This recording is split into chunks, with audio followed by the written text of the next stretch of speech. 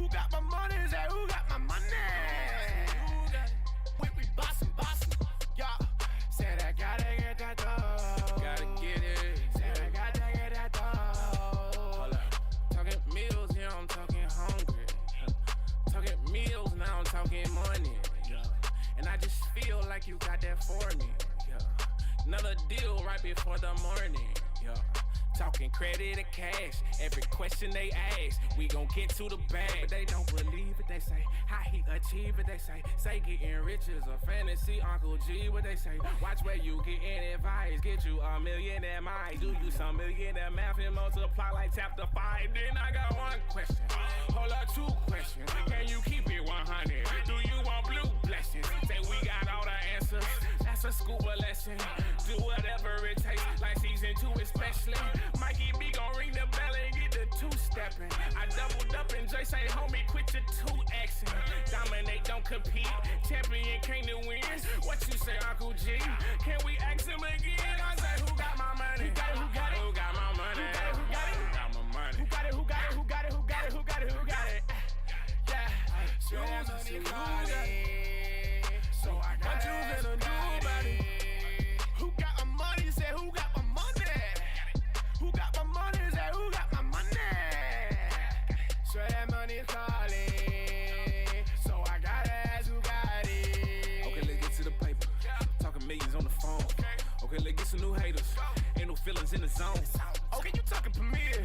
VIP all about business. I never hope for the money. Me, I go out and I get it. See, me, I go out on a Tuesday.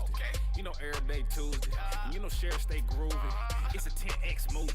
You know we stay on the move. Gotta get money, they do it. Getting the wins, never losing. We never talk, we just prove it. Who got it? Who got it? Who got it? Who got it? Who got it? Who got it? Who got it? Who got it? Who got it? Who got it? Yeah, sure that money's calling. Who's got my money? So I gotta ask who got it. Who got my money? Got my money. You got my money. No. I got one question. Who's got my money? And keep asking until you have answers. And once you have answers, then you go to who's got that money and you do whatever it takes. Once you commit to this concept fully, the money will follow like magic.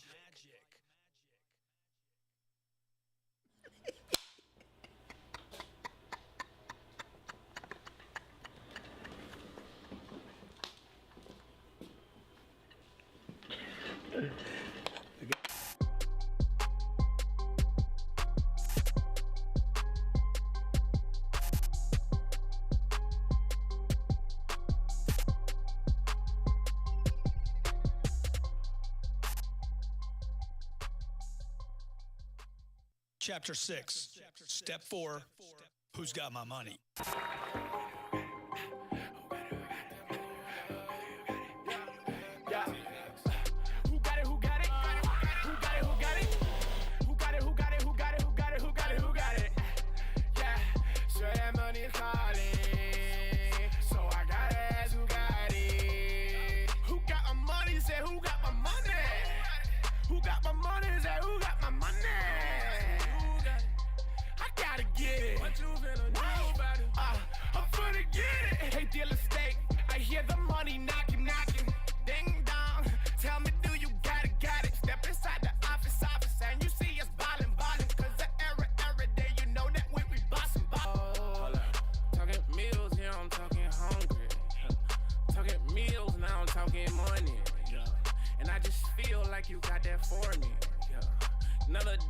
before the morning, yeah. Talking credit or cash, every question they ask, we gon' get to the bag. But they don't believe it, they say, how he achieve it, they say getting rich is a fantasy, Uncle G, what they say, watch where you getting advice, get you a millionaire mind, do you some millionaire math and multiply like chapter 5, then I got one question, hold up 2 questions, can you keep it 100, do you want blue blessings, say we got all the answers, that's a scuba lesson, do whatever it takes, like season 2 especially, Mikey B gon' ring the bell and get the 2-stepping. I doubled up and Jay say, homie, quit your 2-Xing. Dominate, don't compete. Champion came to win. What you say, Uncle G? Can we ask him again? I say, who got my money? Who got it? Who got it? Who got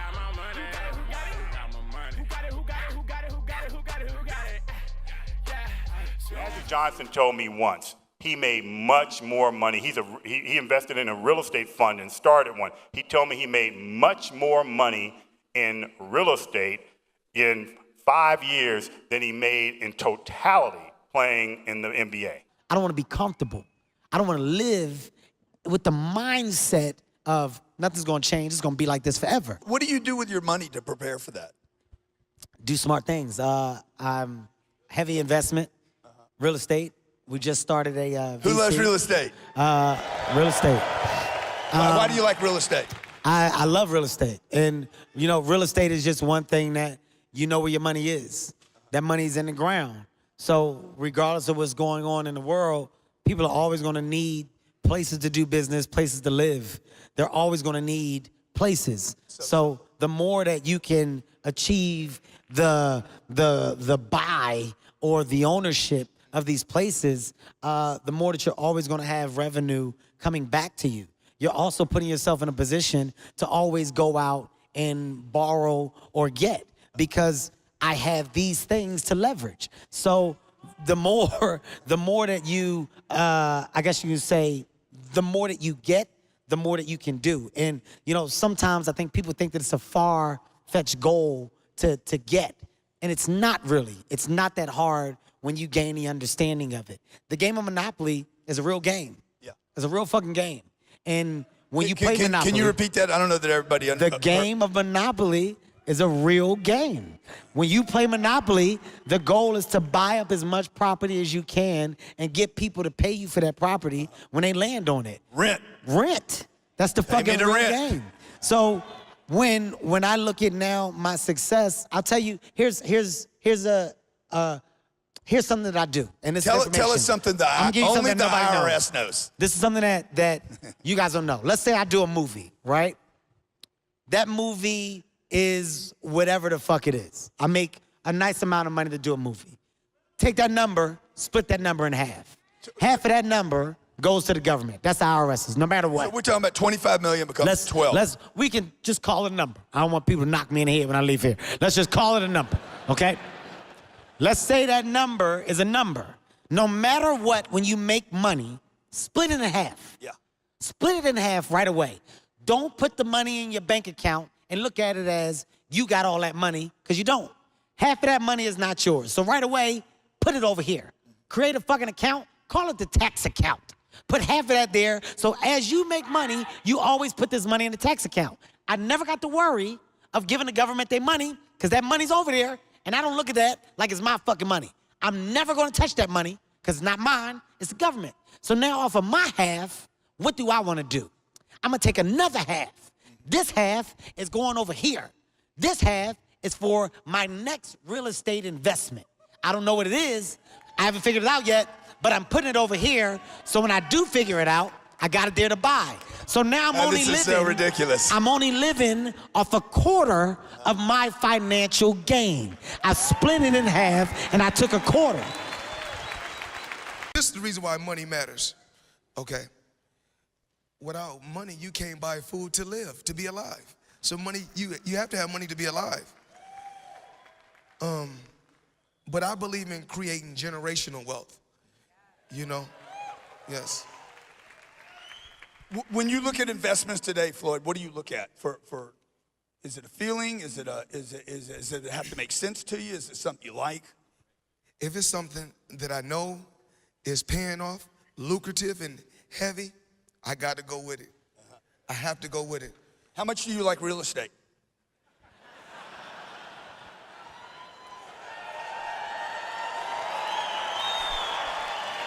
I know you own some real estate.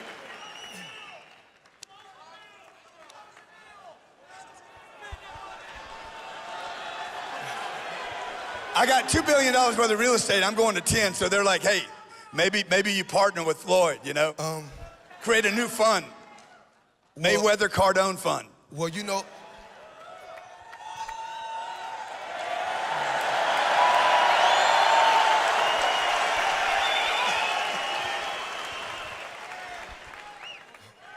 well, that's what I invested in from the beginning. The first time I invested, my first investment was real estate. Wow. I went from commercial real estate. huge skyscrapers, actually. So I own, actually what I own. You're bragging now. No, I'm not now bragging. you're bragging. No. You can brag, man. Shit. No. Actually, what I own right now is 9 skyscrapers, and I'm building my 10th skyscraper right now. So I own 9 skyscrapers, and I'm building my 10th skyscraper. Remember one thing, and here's the important thing, that I was a millionaire before I ever did that movie, before I did Conan or Terminator, because I became a millionaire because of real estate, the business that you are in, or one of the businesses that you're in. I didn't want you to bring that up. No, but it's true. I saved every penny. Imagine that I did not have a blazer to go out in with the age of 24 or 25. I had nothing. I was just training and working and training and working and training and working and going to school, getting my degree, my business degree. And I was going around and doing seminars and exhibitions, and every time I made some money, I took the money and I stuffed them right here, my cash, into my boots. Because sometimes I was in England, sometimes in South Africa, sometimes in France, Canada, so I always was flying home. So I didn't want to go to sleep and have someone steal my money. So I was smart, so I stuffed my cash into my boots. Then I took them home, and then I put them in the bank. And that's how I saved up until I had $27,500, and then I put down money for a 6-unit apartment building. And then You didn't buy a house. No. You bought. No, because I tell you, there was a real estate woman by the name of Olga. Olga. She was from Lebanon, and she was Danny DeVito's height. She was like this, and actually pretty old already. I would say she was in her 60s. It's very unusual to work at that age. And she said to me, she says, Arnold, listen to me. You need income property. Hey, welcome back to the Real Estate Interactive. Grant Cardone here. I spent all day with you yesterday. Unless you're just showing up today for the first time, you could be through our stream where you get the PDF and the ebook downloaded for your notes. Also, we do Q&A there. That link is grantcardone.com/97. grantcardone.com/97. So you get the book, the PDF, you download, and you get to be part of the Q&A. For those of you on Instagram or TikTok or LinkedIn or Rumble or YouTube, wherever you are, man, if you want to join us here, you can get the PDF. It's very valuable, a way for you to follow through on what we did. I'm gonna cover for anybody that missed yesterday. I'm gonna just give you a summary today, but also what I'm gonna do this morning is I want to walk through some scenarios. Chat, please. I want to walk through some scenarios of people with different situations. Let's say a person has no money right now, okay? We need to deal with that situation so you can figure out how you're going to buy a deal. I've done this, by the way, with no money, many deals with no money, okay? So if your excuse is you have no money and no credit, I got you, and I'm going to show you a scenario where you can buy a deal, what you're going to be looking for, the target assets you're looking for in your market, how you would do the math to find a deal with no money and no credit. Let's say you had $10,000, okay? What will that buy you? I'm going to show you how to do that deal today so that you're not limited to just the 5% rule with Fannie Mae and Freddie Mac, okay? Now, if you want to know what $10,000 buys, if you take just simple math, take your cash available. It could be cash from your house, cash from your bank. It could be money that you're going to pull out of your IRA, 401k, or a Roth, or it could be equity that you got out of your home. If you simply divide this number by the down payment,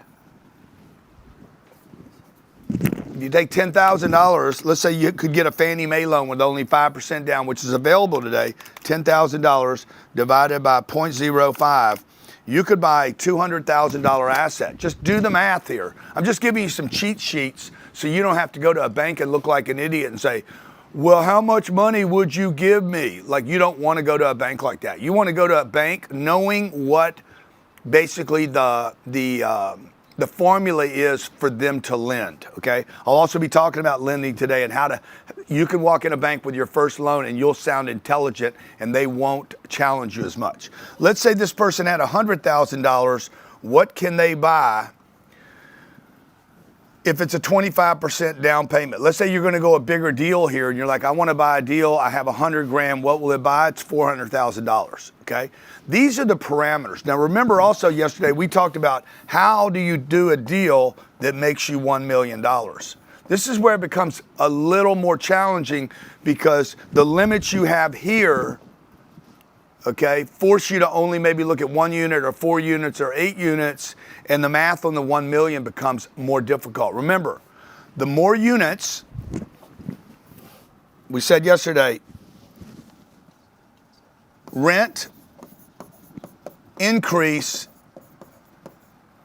equals value increased. Okay, this is not single family homes. Single family homes, my home is limited to what my neighbor sells for. If my neighbor sells for a monster number, right when I was talking about the value of my neighbor crash, so does my own property, the whole damn network crash. That shit ain't happening to me, see? Because we'll take the internet down before my property values come down. Okay, so remember this, rent increase. When the rents go up, the value goes up. When the rents go down, the value goes down. So very, very important. When we're buying great assets in great locations, we expect over 3 years, 5 years, 7 years, 10 years, rents to go up. That being said, let me just say this about rents going up, okay? We're in 2025. Let's say rents are here, this is 26, 27, 28, 29. This is not a great graph, obviously, 30, okay? Rents can do this. Rents can do this. Rents can actually go down again, then they'll spike. They typically do this. They go flat, they do, and then they'll spike. That's what happened in 2021, 22, 23. They spiked, but they had been flat for a long period of time. Right now, we're gonna have this. We're gonna have very flat rents for probably the next year or two, and then we're gonna have a big spike in rents. So, you can't figure out what that is. Nobody has a crystal ball. I know these graphs are terrible. I'm just giving you kind of like the rough, simple way to look at this without getting super complicated. Nobody knows what's going to happen in the future. Our average rents right now are around $2,000. Nationwide, I think they're $1,680. Let me see, the median rent in USA, top 50 cities. See, I could do the whole country, but that's going to include Iowa, Sioux Falls, Iowa, and nobody's there, okay? The national median rent in the U.S. sits at $1,402. I doubt you can find $1,400 rent anywhere in America. So just because that says that doesn't mean that's right. I don't care how AI it is. Go ahead, Jared. It just your chain is hitting the mic, and it keeps making. Oh, man, you guys got to get a chain, man. Y'all got to get a chain. If you don't have the 10X change, how much are these in the store? 500. Yeah, you don't have you got to get a 10X change so that when you wake up in the morning, you know you're rocking 10X. Okay, let me get rid of this stuff. Okay, maybe that goes away and that's better. Okay, so let's see. I'm gonna go. Let's go average rent, and let's see what that tells me. I bet it's gonna be a bit higher. 1713. Okay, so what they're going to do is they're going to throw out the highs and the lows to get an average. Okay, so I think that's how average work. Hey, Grok, or hey, what is the difference between average and median? I think average is everything. The average is the sum of all the values, okay? Yeah. So let's say I got a guy paying $40,000 a month and a guy paying $400 a month. It's all the average. The median is going to throw out both ends. I think you should look at average rents, $1,713. Now, if you go to Houston, Texas, that is not the average rent. The average rent in Houston, Texas is going to be below that. Why? Because you have 3 million renters in that city. It means you got tremendous amounts of supply, more competition, rents will be lower. But move that same building, okay, in Houston, okay, to New York City, rents are $5,700. You're looking at, it's a 1-bedroom, by the way, looking at another brick building with 1 window, and it was probably built in 1910. This building right here in Houston, Texas, could be built in 2020. It's got a swimming pool, amenities, a gym, fantastic location. This building, it could be in Palo Alto next to Facebook. It could be $9,000 a month for something that was built in 1970, 1-bedroom, old stick build, but it's right across from Facebook where the salaries could be $500,000 or $600,000 a year. Get it? Okay. Average rent in New York City today is $5,700. Average rent, probably a 2-bedroom. Okay, 1,000 square feet. This guy moves down to Miami, and he sees the property I just built or just closed.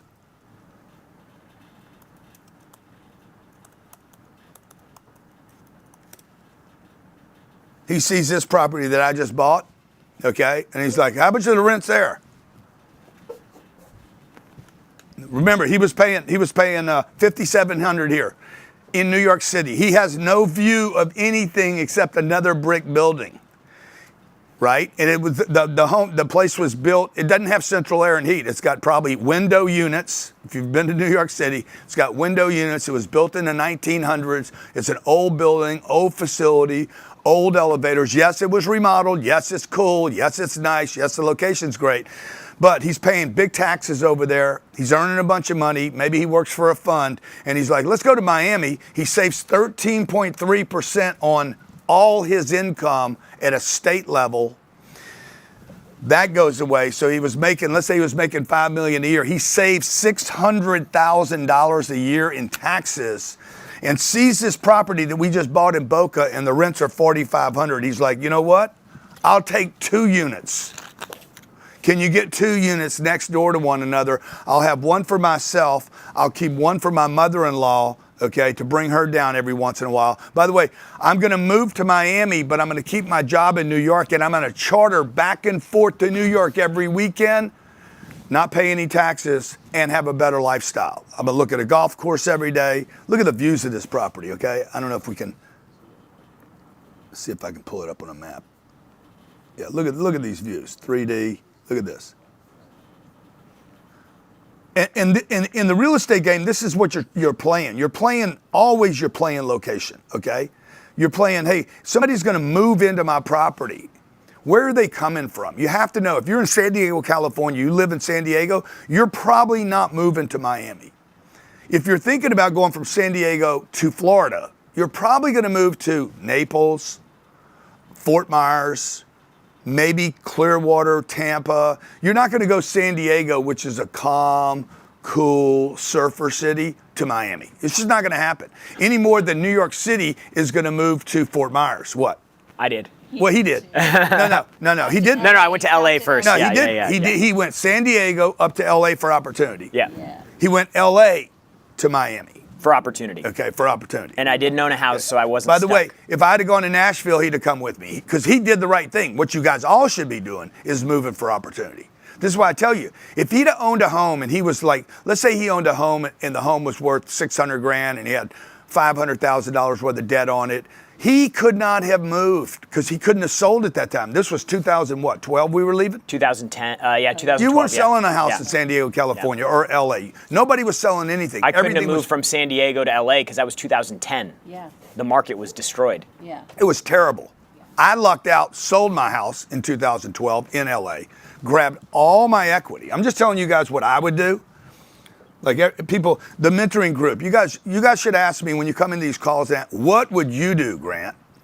Like if Sam Zell was alive today, I'd go to Sam. I went to Michael Saylor 2 weeks ago. What would you do if you were me right now? You guys never ask that question, okay? You're like, what do you think about this deal? What do you think about this deal? No, why don't you just ask, what would you do if you were me, 28 years old with no money, and I'm thinking about buying a house, and I got 2 years left in college, whatever your deal is.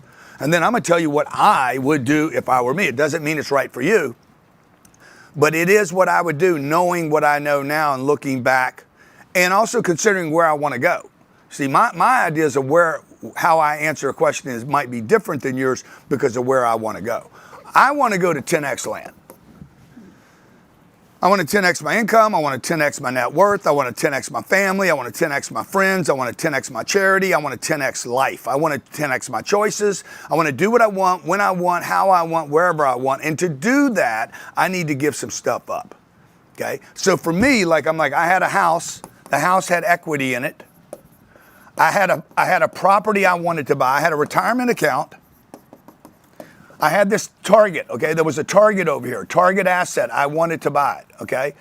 I did not have the money for the target. I had no money, okay? So rather than saying I don't have any money, I don't have any credit, I don't have any connections, and I don't have any, okay, there's all my excuses. That's my excuses. Okay, where can I get the equity? Okay, oh, bang. I got some equity in my home.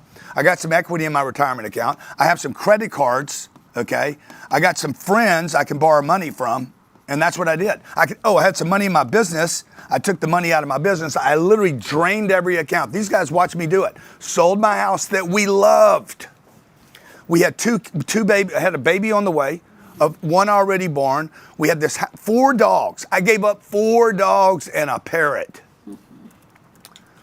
so that I can have the life I have today. Most of you guys are not willing to give up what you have. You've made all these past commitments that are keeping you from going to your next thing. Okay, we talked about yesterday, how can you get rich? There's only a handful of ways to get rich. And it's not on your past. Your past is not your future. Your past cannot create future money. And this is the problem with buying a home. It's also the problem with retirement money. This money's basically dead. You don't even know where it is. You've retired the money. Retirement account. You retired the money. Trust somebody else with it. It's spread across hundreds of things. If you want to get rich, folks, you cannot diversify your investments. Listen to what I'm telling you. If you're going to get rich, okay, you will not do it with a home. You will not do it with a retirement account. You will not do it without credit. You will need friends.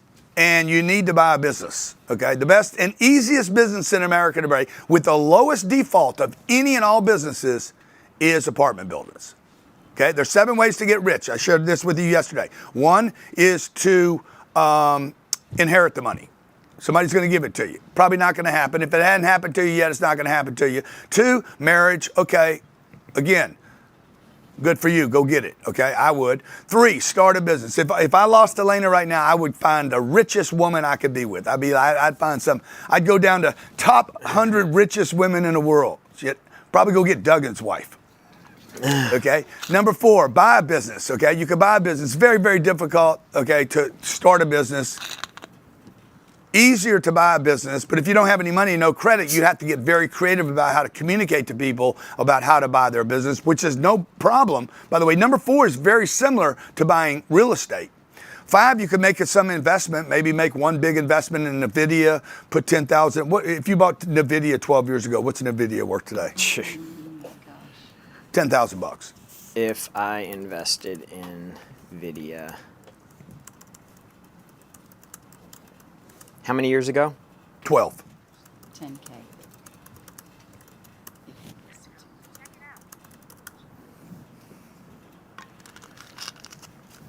Calculating. Jesus. What? 10,000 invested 12 years ago would be approximately $3.5 million today. Yeah, it's $3.5 million today. It's not really any money. I feel like I think it would be more than that. But anyway, you can make investments. No, you're not getting the tip, okay? You understand, 12 years ago, nobody knew what NVIDIA was, right? You could get lucky. You could walk into a casino one day. You have to still walk into the casino, or you'd have to go buy a lottery ticket. They have them. I think we sell about $100 billion worth of lottery tickets a year in this country. $100 billion. You guys that joined the mentoring program yesterday, okay? $5,000 to be mentored by our group and our coaches for a year, and you can extend it as long as you want, okay? You got a better chance of winning here than you do buying $5,000 worth of lottery tickets at $1 each. You could buy 5,000. What's the lottery worth right now? They got one going right now? Oh, you know they Okay, do. you know they do. $108 billion in lottery tickets last year. These were sold to accredited and non-accredited investors, by the way. Notice how the SEC doesn't. 1.2 billion? It's one. The next drawing, Yeah. Powerball is 426 million. How many lottery tickets are bought in America annually? It says in 2023 Americans spent 103 billion. $103 billion on lottery Dang. tickets. Now watch this. Watch this. You go to the SEC and you're like, hey, I want to buy a lottery ticket. Sure, buy as many as you want. I only have $5,000 left in my name. I'm going to buy $5,000 worth of lottery tickets. Okay. It's none of our business. Okay, check it out. I'm going into Vegas. I'm 21 years old. I'm old enough to walk in. I say, I only have $5,000 and I want to bet everything on black. Will they let me do it? Put it all down, okay? $5,000. The SEC does not get involved.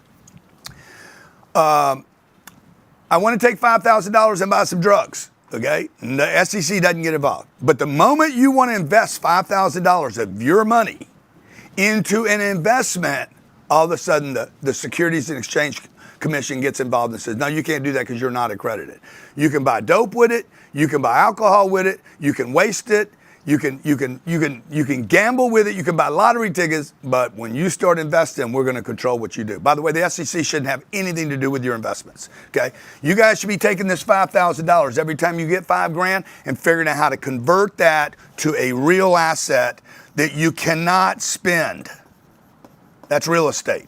And that asset would produce cash flow, okay? If you want to get rich, the easiest way to get rich is to buy real estate with your money and others. It would protect your capital, PC, okay? It would give you cash flow immediately. The cash flow on $5,000 on a good deal, might make you $400 a year. Okay, you're like $400 a year. Yeah, that's $38.50 a month. And you're like, bro, I can't get rich with $38. Don't do it one time. Do it 50 times. You could put $5,000 down, go get $5,000 of other people's money at your job, at your work. Every time you get $5,000, find a deal to park it in. You park it in the deal, you got $38. Do this 10 times, you got $380 a month. Do it 100 times, you got $3,800 a month. You got to start somewhere. Jared started with, what'd you give me, Jared? How much? $100,000. Jared had $100,000. He was at his job. He knew I was doing this deal. What did that pay you? $800 a month? Yep. Times 12, $9,600 a year. He's like, man, I don't know if that was a good deal or not. I said, bro, it will be a good year in 10 years. In 10 years, you earn $96,000. Okay, watch. $100,000, he earns $800 a month, times 12, $9,600. He does it for 10 years. He's got $96,000 and he still has his investment. And if the rents went up over 10 years, which they did. By the way, they did. Okay, guess what? I can give him his whole $100,000 back, which I did. Plus he keeps his $96,000, which he still has. And he got his cash flow, his money back, and he still has his investment. Something happens to Jared today, he passes it on to his wife and his kids, and that thing continues to cash flow into the future because the value of the property goes up as rents go up. That's why I'm telling you guys, invest in real estate and do not diversify, okay? Leave this diversification thing for the banks. I saw something interesting about diversification, and it said that diversification is a strategy for people who lack conviction in their investments. That's right. That's right. The best investors in the world do not diversify. This is a myth. Do not diversify. The best investors. Okay, you're like, well, what are you talking about? Warren Buffett diversified. No, he did not make his money diversifying. He made all his money in one big bet. Okay, study his story. He had such an investment in one company, boom, it blew up. He had a bunch of money. He could not take, by law, a bigger position in that company. So then he had to find another company. Then he made a second investment. Steve Jobs. When Steve Jobs died, he had two investments, Apple Computer and Pixar. By the way, he was heavily involved in both companies, the only thing he owned. Elon Musk. Elon Musk has 5 investments today, maybe. I mean, he's worth $400 billion, probably be a trillionaire, okay? He has an investment in SpaceX, Tesla, Boring, Neura, just the companies he invests in, okay? Michael Saylor has 2 investments. He's worth, I don't know, Michael's probably worth $8 or $10 billion. My friend Bob Duggan, $17 billion guy, he's got 1 major investment, okay? He's got a handful of little things, but they're nothing. They're toys. And by the way, he got rich by not diversifying, okay? Also, you want to not lose money. Don't lose your money. How can you not lose money? How is it possible? If I invest in a piece of real estate like that Boca deal, this deal I'm showing you right here. Let's say I took all my money and put all my money in this one deal. Did we ever talk to Miss Cash? Did we ever get a call with her? I actually just sent the email. I need a call with her. I want to talk to her, okay? I want you guys in the chat to tell me how I lose my money in that deal. Forget what I paid for it. It doesn't matter. I paid $2,500 for it or $250 million. How do I lose my money? Give me a way. Yeah, somebody said, what about the theory of not putting your eggs all in one basket? No, you need to put all your eggs in one basket, period. And you need to make sure that basket works. Everybody in the beginning does not diversify. They don't, guys. They don't. Mark Cuban made all his money in one deal. You can go down the list of people. LeBron made all his money in one deal. He did not diversify. First of all, he had tremendous amounts of income coming in, so it's kind of a weird scenario because he's making $100 million a year in income and endorsement deals. You want to find one thing to invest in and go hard on it, okay? Okay, now Kelly said, well, hurricanes and insurance, a hurricane comes and the insurance company doesn't pay off. Nobody's going to let you buy that deal without insurance. And you're going to have, by the way, it was built, this building's only like 5 or 6 years old. It's a modern built building. It is Category 5 protected.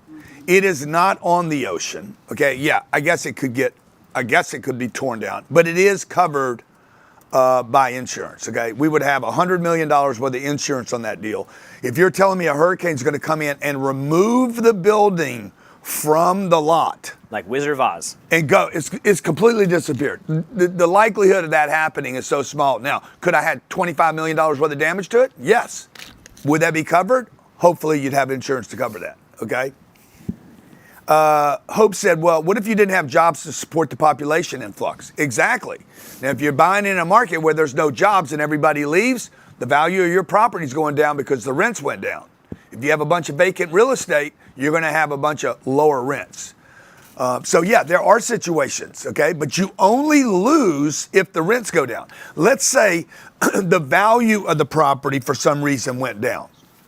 Let's say you had, in this case, we have 366 units and they're paying $4,500 a month at this property.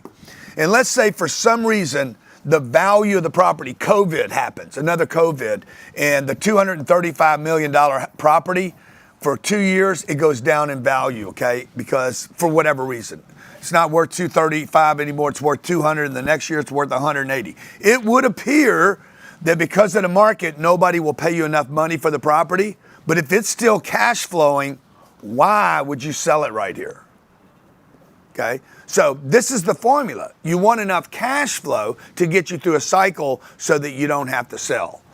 Every 10 years, this is something you should write down, every 10 years in America, rents almost double. And you can go all the way back to like World War II, okay? Now, why does real estate work so well? Why is real estate the thing you could choose to go all in on? Capital protection. Okay, if you're 55 years old, let's say you got a couple $100 grand in a retirement account, and you're 55 or 65 years old, you're like, man, I cannot afford to lose money. Real estate is your best play. okay? Because you could put the money, $250,000 into that deal. I did this with my sister. She was, at that time, she was 65 years old. She took all her money, dumped it into one deal I had. I said, Diane, the reason you want to do that is you protect your capital. She was invested in a bunch of stocks. She didn't know if those stocks were going to go up or down. Okay, so capital protection. Also, it gave her cash flow. Okay, in this case, that deal I put her in, man, was paying her about $20,000 a year, $1,800 a month, until the rents went up. If we pick the right deal, the rents are going to go up over time. As the rents go up, her cash flow goes up, okay? So you want passive income, capital protection. You want long-term appreciation. In this case, this was her retirement money. We sold her retirement position out. She paid a penalty of $25,000, by the way. She still earned 20 grand a month. She made it back 20 grand a year. She made her penalty, her tax penalty. Oh man, I don't want to pay the tax penalty. You're going to pay it in about 7 years anyway. Just pay it now, okay? She got $1,800 a month until the property's value. This property was worth $58 million. And 5 years later, the property was valued at $108 million. I'm sorry, $148 million. We got a new loan for $108. I paid her back her $250 grand. The $250 went back into her bank. She still had her investment. And her cash flow by then had gone to $30,000, not $20,000. She was still earning $30,000 a year, but she had no money in the investment. Today, fast forward 12 years, she's been in that deal 12 years. Her $250 has paid her back millions of dollars, and she still has probably a $2.5 million position. So her capital account grew 10 times. She's got all her money back. She's made 3 other investments with me, and she has about $20,000 a month in cash flow after getting all her money back. So what do you get? Passive income, long-term appreciation, tax benefits are enormous. She's retired, so she doesn't see as many of those. And leverage. She has leverage, okay? She's putting money in a deal. We'll get it. We'll get it. She's putting money in a deal. Okay. She's putting, three's the charm. She's putting money in a deal. Okay. She put $250 in a deal. The deal was worth $58 million. That's called leverage. You guys understand? For my sister to lose her money, that asset has to go from $58 million back to $250. That's the only way she loses all her money. Okay.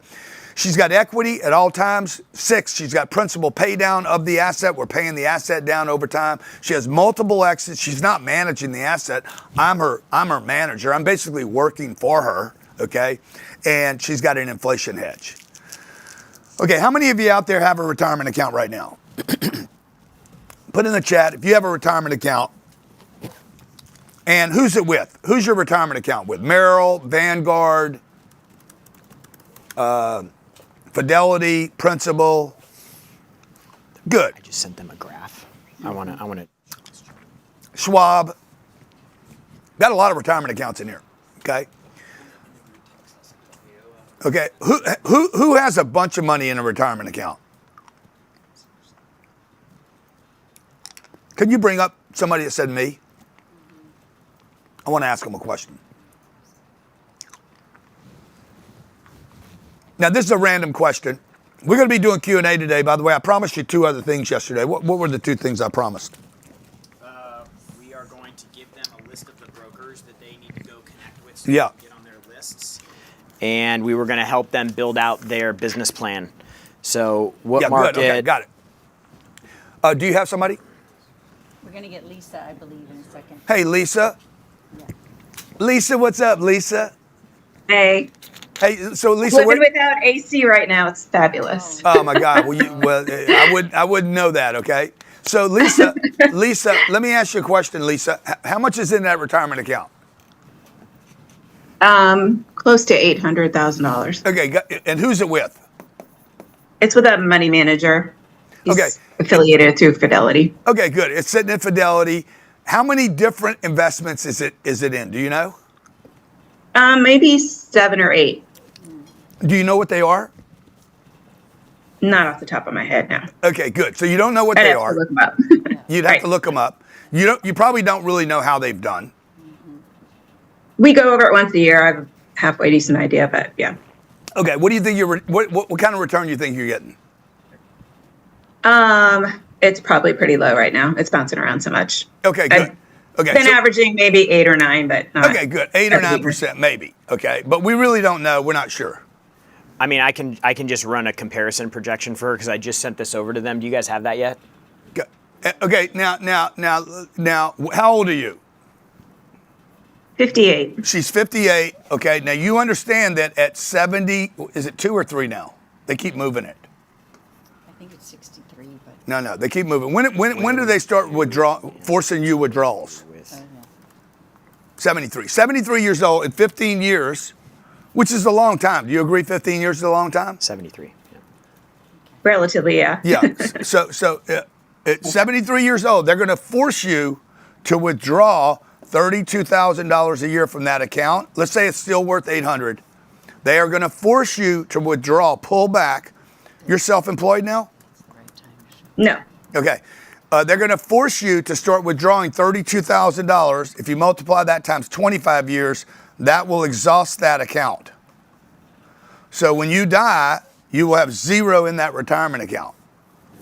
And by the way, 15 years from now, the chances of your taxes being higher are much greater.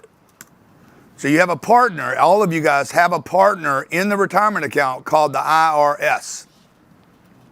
Here. And they're like, you're not going to pay taxes today, but when you need this money the most, Who do I need to email it to? there's a real good likelihood that your taxes won't be 19%. I don't know how many of you know this, but a year and a half ago, Canada suddenly went from 25% capital gains to Hang on, I got a new one. I got a new one. to 63% overnight. They got rid of that because the people were so upset about it. Okay, my point is, she could take this same 800 grand. Okay, she could take that same 800 grand and leverage it into a $3.2 million asset. Okay, I would expect this asset would pay you in cash flow. Great deal. Is going to pay you $40,000 a year in cash flow. Okay, this is pristine real estate, like that deal I just did. Okay, your 800 grand is protected. Lisa, your 800 grand is protected. It's in the invested deal, and it's protected by this $3.2 million investment because we borrowed money to buy the asset. Okay, so you have $3.2 million. You have to lose $2.4 million to get back to your 800. You follow me? Yes. Okay, you're earning $40,000 a year. Next 10 years, you would have earned $400,000 in cash flow if the rents didn't go up. Now, where do you live? I live in Melbourne, Florida. Oh, my, you're in a great market. You probably own a home there too, huh? Yeah. Yeah, of course. Oh my God, now we're going to get into the weeds, okay? Mm-hmm. So, how much equity is in the house? How much equity is in your house? It's obviously gone down in value because I bought it at the height of the market. Lovely. Maybe about 180. Yeah, good. Well, good for you. You've done great. I mean, compared to most Americans, you've done phenomenal. Can I show something? Are you guys ready? Can you show this real quick? Show this chart. Okay. So basically, what I did here. What's her name? Lisa, is I put in a assumption of you investing, starting with an $800,000 investment, investing in the S&P 500 versus investing in real estate, which would have a 12% internal rate of return. And this, if you invested no more money into your account, you bought no more real estate, all you did was left your 800 at 8% or invested that 800,000 into real estate, this would be the projections for you at year 5, year 10, year 15, year 20, and 25 with the annual passive income that investment would be generating. Now, if that's invested in an IRA, you would have to put those income distributions back into the investment. You can't pull those distributions out. So if you continued to invest your income until you were 73 into real estate, the numbers for real estate returns would be even higher. But I thought this would be good for you because just based on your exact situation, if you compare the two investments, this is what it would look like. This also doesn't factor in the tax benefit of the real estate as well. Great. Yeah, so this is how her money would play out there, because everybody has access to money. It's a retirement account, equity in your home, a bunch of stuff that you have at your house, jewelry that you're not using or wearing, or, you know, it's just whether you're willing to dispose of those things and get access to the capital and get control of the investment.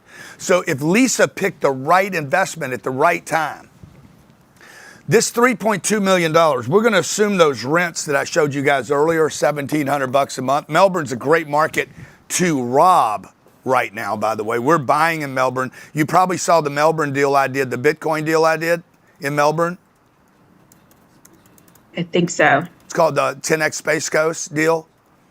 Yeah, I saw that one. So if the rents are yesterday. $1,700 today on her investment, let's say those rents, Lisa, do you think the rents will be higher 10 years from now than they are today?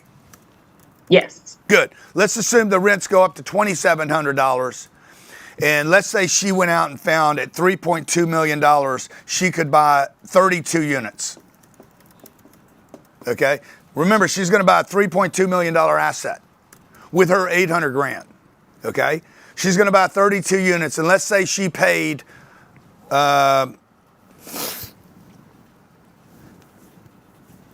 well, yeah, that's what she paid. She paid $3.2 million, okay? She's got 32 units. Let's say she could find those. And let's assume the rents went up. All we're doing right now is figuring out the increased value of the asset. That's $1,000 a month in increase times 32. This happened not because of Lisa, but because the rents went up. So we're going to take, everybody's going to do the math with me. $1,000 increase, 32 units times 0.90 times 12 divided by 0.06. I'm gonna give that math to you again, okay? 32 units, $1,000, I'm sorry, times 32 units, times 0.90, times 12, divided by 0.06. For 10 years, she would have earned somewhere between 5 and 10 or 12% on her money, cash flow, because of the rents increasing. But what we haven't figured is the increased value of the asset. Forget what she paid for it. The increased value, because the value of the rental property is determined on how much the rents went up, period. Okay? The year's 2035. 10 years. It's going to go by this fast. Lisa is no longer 53 years old. She's 60. How old are you, Lisa? 58. 58. You're 68 years old now. You're probably more concerned about your money now than you are today. Okay, it's becoming more concerning. Things are probably getting, the one or two things are happening. They're getting more expensive, they're getting less expensive. You're either going to live longer or shorter. We don't know which one. By the way, both of them have a bunch of risks. Living longer actually has more risk than living shorter. Because if you die, you don't have anything to worry about anymore. But what if you live until you're 105? Because of longevity, supplements, breakthroughs, etc. Okay? Now, only 10 years from now, how many of you think it's reasonable that the rents where she lives will average $1,000 more than they are today? That's only $100 increase per year for 10 years. That's only $25 a week increase in what it costs to live at a place. Everybody think that's doable? Mm-hmm. Okay, now watch. The new value of that asset, let's do the math again, 1,000. We're going to do it again. Everybody's going to do it again. Times 0.90. Be sure our math is right. Divided by 0.06. What I got was 5,760,000 of new value. That means the value increase is greater than what she paid for the asset. Everybody with me? This is what she paid, $3.2 million, and the increased value based on the new rents is 5.7. If we put those two numbers together, we're going to come up with $8,960,000. Now watch, now she's 68 years old. Her cash flow is booming, folks. You understand? She's probably making right now, because of the rent increases, she's probably making on her 800,000, 80,000 bucks a year, $7,000 a month. Not quite enough to put her in one of those dementia homes, okay? It's probably half of what it takes. I'm just being real with you guys, okay? That can happen to anyone. If it can happen to my guy, the movie star, Bruce Willis, man, it can happen to anybody.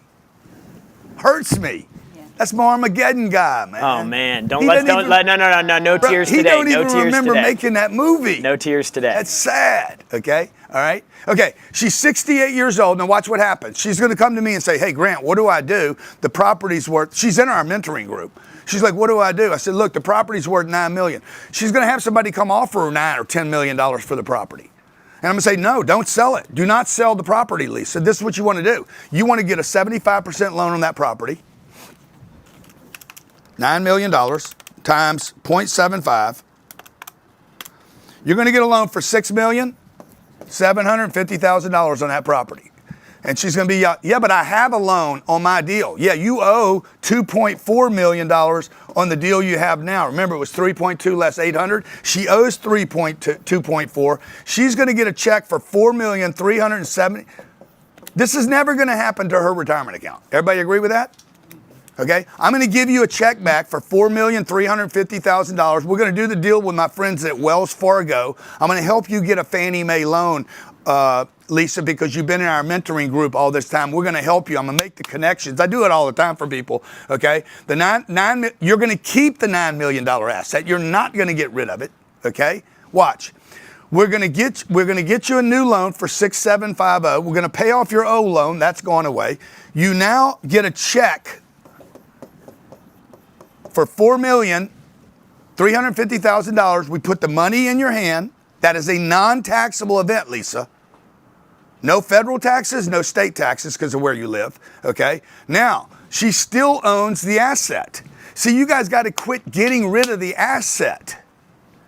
Now, Fidelity doesn't care. Fidelity gets paid the little 1.5% fee, whether you sell it, buy it, keep it, trade it, whatever. No matter what happens. Now, the financial planners hate this because they don't make any money on this transaction. Mm-hmm. Now, they're going to say it's too risky. I'm like, how's it risky? I bought a piece of real estate in a market that I understand. Didn't over leverage. I didn't over leverage it ever. It has passive income forever, by the way. And when you bought it with the $800,000, it came with a big tax deduction. That's why all the insurance companies buy these assets. Okay, that's why there's $4 trillion in America invested in this kind of asset by some of the biggest companies in the world. Okay, now watch what happens. We're in the year 2035. She's 68 years old, but guess what? She's not done with life. She's going to be 78 one day. My mom was 89 years old when she passed. That's another 10-year cycle, okay? Okay, now how many of you think the rents are going to be $3,700? I'm sorry, $3,700. They're going to go, what, 17? What did I say, 17, 27? Yeah. How many think they're going to be $3,700 when she's 78 years old? Guess what's going to happen then? Let's do another $1,000. That's another $6 million. Oh, by the way, what did she do with the $6 million I gave back to her 10 years ago? Reinvested it. She probably went and bought a $24 million asset. This is how you get rich, folks. See this? I'm sorry, I gave her a check for $4 million. She's going to take that and go buy a $16 million asset. Now she's got two assets. She's never given her money up. She's got permanent cash flow coming in forever. She's got assets that are big enough she doesn't have to manage them. She's playing tennis or going on cruises or fixing her air conditioner or whatever she's doing, right? Okay? And then she's waiting over time. She's fully retired now, by the way. When she's 88 years old, these rents are going to be $4,700 a month. This will be $2,055. How many think these rents could actually be $10,000 a month by then? when I grew up, the rents were $243 a month was the average rent. And we all complained. And I was late 3 times a year. Gasoline was 25 cents, okay? You go to a movie, it was like 15 cents to go to a movie. Things go up, folks, okay? It's insane to think about how much money Lisa could make from this age right now, without working, by the way. This is not a job. This is a decision. She would decide to move her money from Fidelity. By the way, they have $7 trillion under management. $7 trillion. They don't need to give you the best advice. All they want is 1% on $7 trillion. How much money is that? Can y'all do the math on that? They don't want you, Lisa, to have any big spike or any big loss, by the way. They're never going to outperform the market because they don't want you to move much. They just want to secure your dough there. $70 billion. Okay. Notice, Lisa has not made a withdrawal from her real estate. By the time she's 78 years old, she would have her original 800 grand back. Let's see, she would have had cash flow from 58 to 78. She would have had 20 years of cash flow. If she only did 80,000 a year, that would have been how much is 20 years times 80,000? 1.6 million? Yeah. Huh? She's got $1.6 million in cash flow. She got a check back for $4 million in year 10. So she's got $6.4 million, and she has an asset, still has an asset, 2 assets now, one worth $6 million and probably another one worth $4 million. She's got $10 million worth of assets. Let's say something happens to her and she dies. She passes all of it over to the people that have helped her, taken care of her, that she loves, her church, her charity, and she leaves a little piece for Grant Cardone. She's like, God damn, I gotta leave a little bit in here for GC, man. He helped me get the game on. They not like us. They not like us. Okay, Lisa, what's wrong with this plan? I can't hear her. She's got unmute. Nothing. Yeah. Nothing's wrong with that plan. Yeah. This is why MetLife, New York Life, some of the biggest companies in the world, if you guys look at MetLife, they have $100 billion just invested in apartments. This is an insurance company. What do insurance companies need? They need predictable money in the future to pay death benefits. So what do? They're forced by their entity and by the structure of their organization to be very conservative. So they invest a lot of money in real estate that cash flows. Not in single family homes, by the way. You're never going to see MetLife, New York Life, Allstate, State Farm, none of these big, giant, mega companies, many of which are bigger than Microsoft and Apple. You just don't hear about them, okay? These pension funds, most of the pension fund money invest in these kind of properties. They don't invest in single family homes. They don't invest in small businesses. They don't invest in laundry mats, okay? They invest in quality real estate in great locations over long periods of time. And this is what I would recommend for all you guys that are in retirement accounts, okay? Anybody that's in a retirement account, by the way, that has a self-directed, if you have a self-directed retirement account, you should download, is it grantcardone.com/401k? Let me see if that's. Cardone Capital. Oh, it's cardonecapital.com. Cardone Capital 401k. Yeah. Let me see. That's I right. have one of those too. Oh, you got a 401k too? Well, I have a 401k plus I have a self-directed IRA Oh, yeah. that I just recently opened. How much Yeah. is in your self-directed?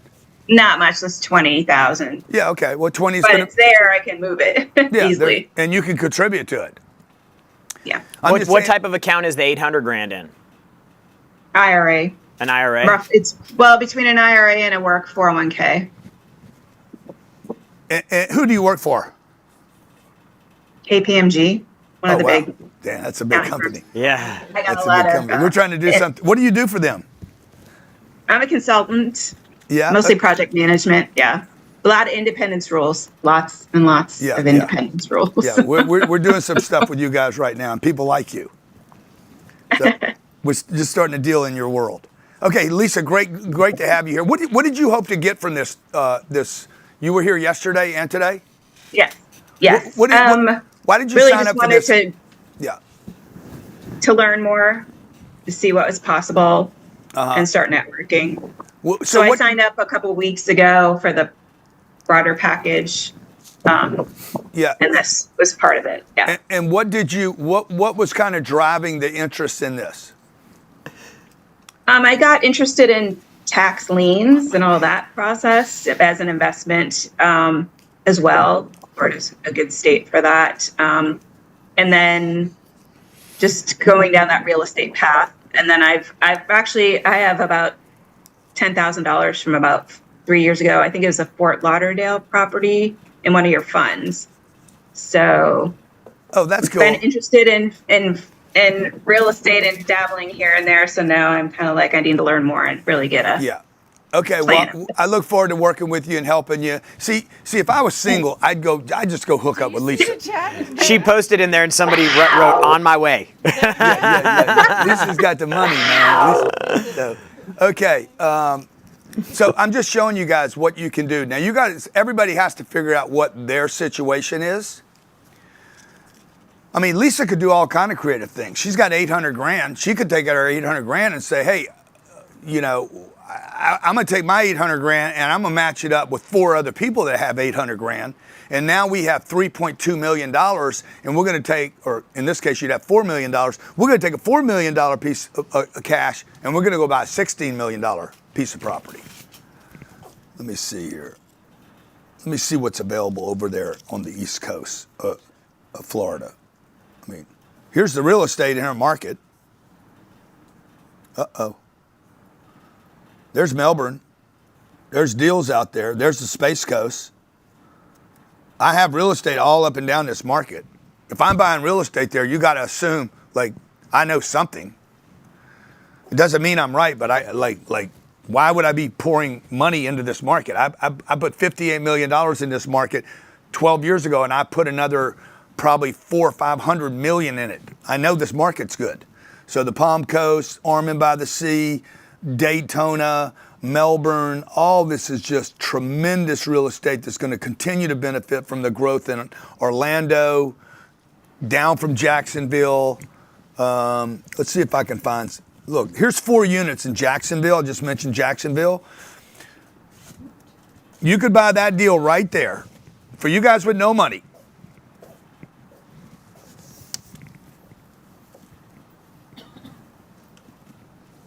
$989,000, whatever kind of weird number that is.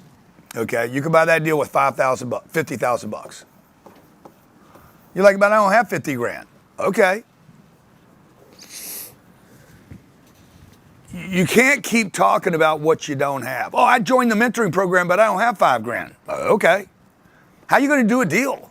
How are you going to get a lawyer? How are you going to get a title? How are you going to get a deed? How are you going to get a deal? Like, if you keep talking about what you don't have and don't figure out, there's $900 trillion worth of assets on this planet. 900, I don't even know how to write this number. Okay, half of this, a third of this, by the way, about 370 trillion of that is real estate. Okay. About 20% of it is bonds. 25% of it is equity, okay? There's probably a third of it is just dumb money, stupid cash from Mexico to Argentina to Venezuela, just money just, and it's not even worth anything. You got $20? No. You got 100? I came with my pockets empty today. Okay, Sherry, do you have $20? I'd have to find No, Robert's got the $20. Here, I got 20 right here. Okay. They've been printing this stuff. It's an economy. We're running the economy right now. They've been printing this stuff forever, guys. Your job is to convert this to something better than this, okay? And I would tell you, don't go sideways. Don't convert to a share unless you're an insider in the company. Unless I'm going public and you know Grant Cardone's going to blow this thing up and I'm his boy and I believe in him and I know he's going to blow it up. Do not convert this to another piece of paper unless you know something for sure.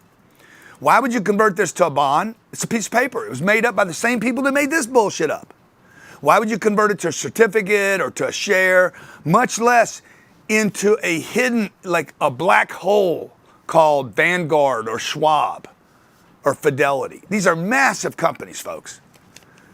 And most of you don't know. It's a black hole. You have no clue what you're invested in. You're just crossing your fingers and hoping, as opposed to saying, I'm going to upgrade this piece of paper into that asset right there. Can they see this asset?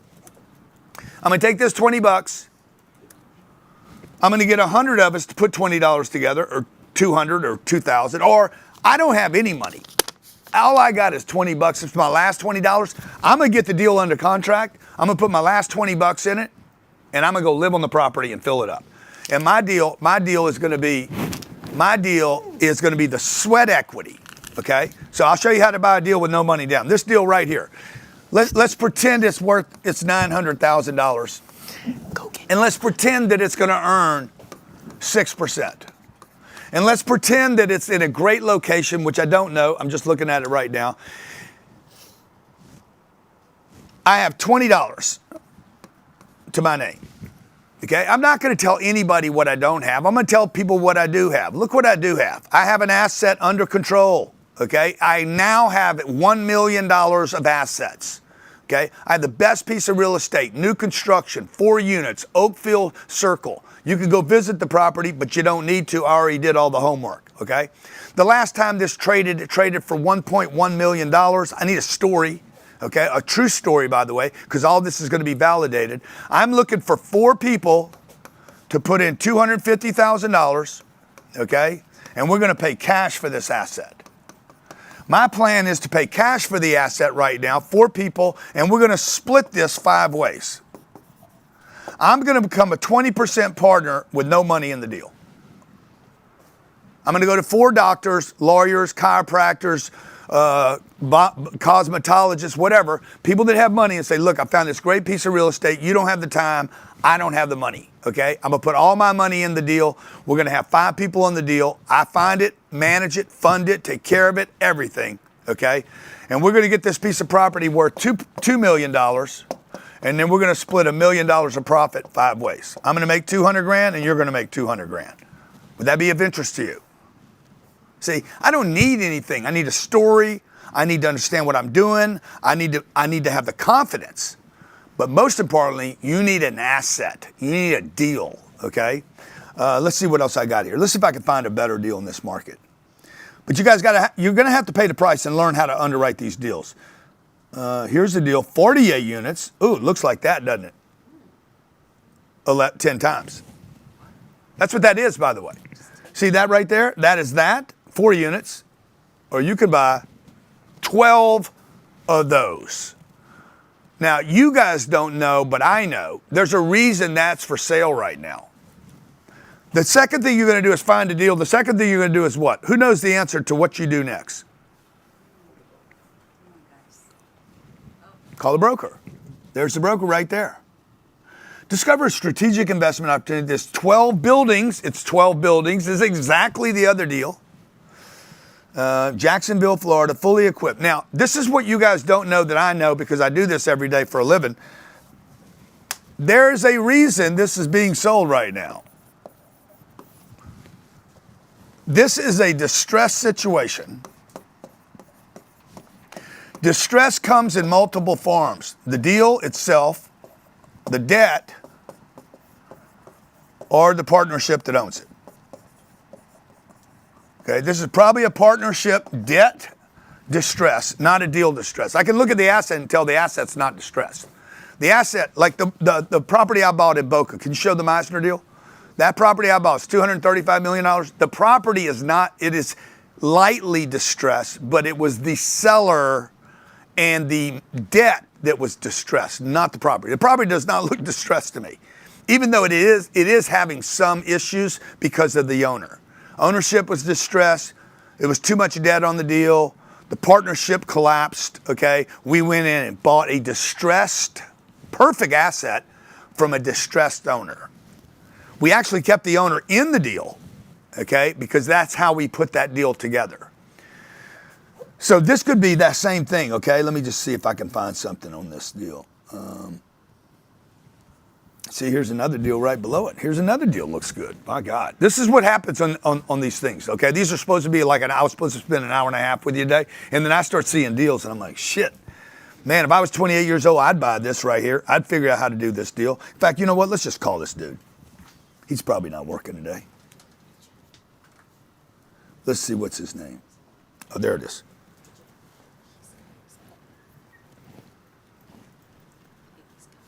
They call this my burner phone.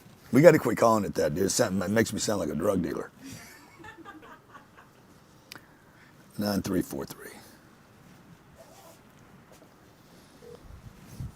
Please hold while we connect your call. This call may be monitored or recorded for quality assurance purposes. Each one of those units is almost 1,100 square feet. Para Español, por favor, preside nueve. For Southern Impression Homes, press 1. For Suncoast Property Management, press 2. If you are checking the status of your rental application, press 3. Wrong broker. I tell you, there's so much data right now, man, that you're getting on this deal. Wrong broker, great asset, being sold at the wrong time. No one would sell real estate in this cycle unless they have to. You guys need to write this down. We are in the biggest gut correction cycle I've ever seen in my career, ever. I have never seen this many assets for sale at the same time that are distressed by real sellers. These are professional sellers, okay? This is a building class B, garden style. They want $239 a door. Can you pull up anything on this thing? Jared, I need help. I know you got a lot to do over there. Oh, yeah. Yeah. Look at this. Look at this little neighborhood. Who wouldn't be proud of owning that? It's beautiful. Jacksonville. Yeah, you got the address? 9612 Hood Road. How many units is this? 48? 48 units. Listing price expired, $11.5 million. Yeah, because they didn't sell it. Yeah. Let's see here. Oh, 1031 exchange. It's Look at this. Look at this. This one doesn't have any transaction data. That might be. Is that a new build? Is it new? Well, yeah. You have no data on it. It's if it hasn't transacted, sometimes it's because it's based off county records. Yeah. Let's try this. Let's try this other hacker. Director of Sales and Marketing. Now, see, it sounds to me like I don't know who this dude is. Let's see. 904.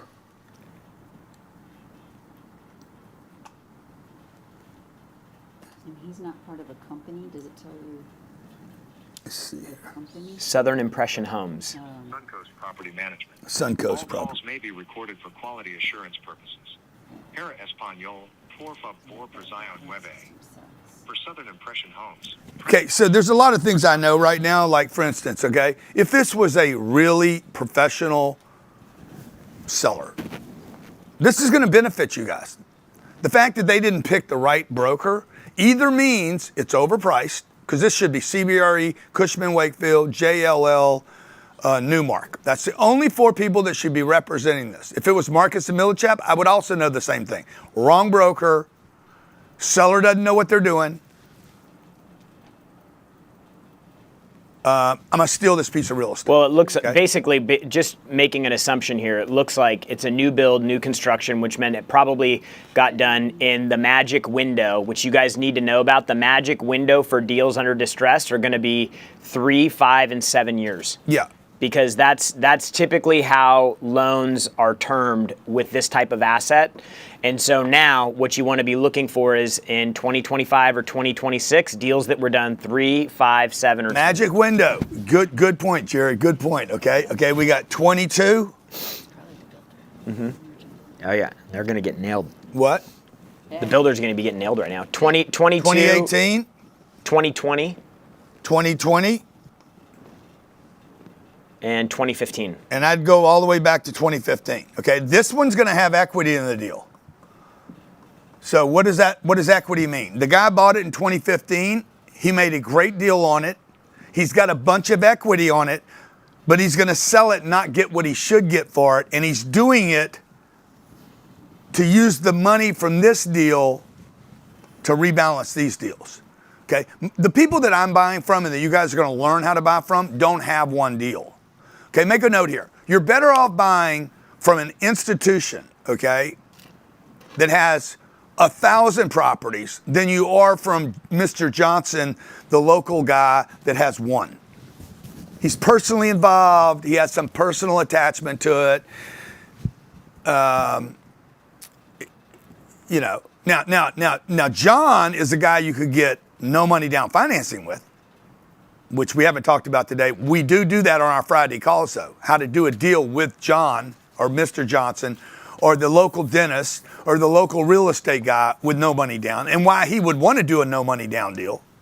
My wife just did a deal this week with a guy right here in Miami on a condo with very little money down compared to the price, okay?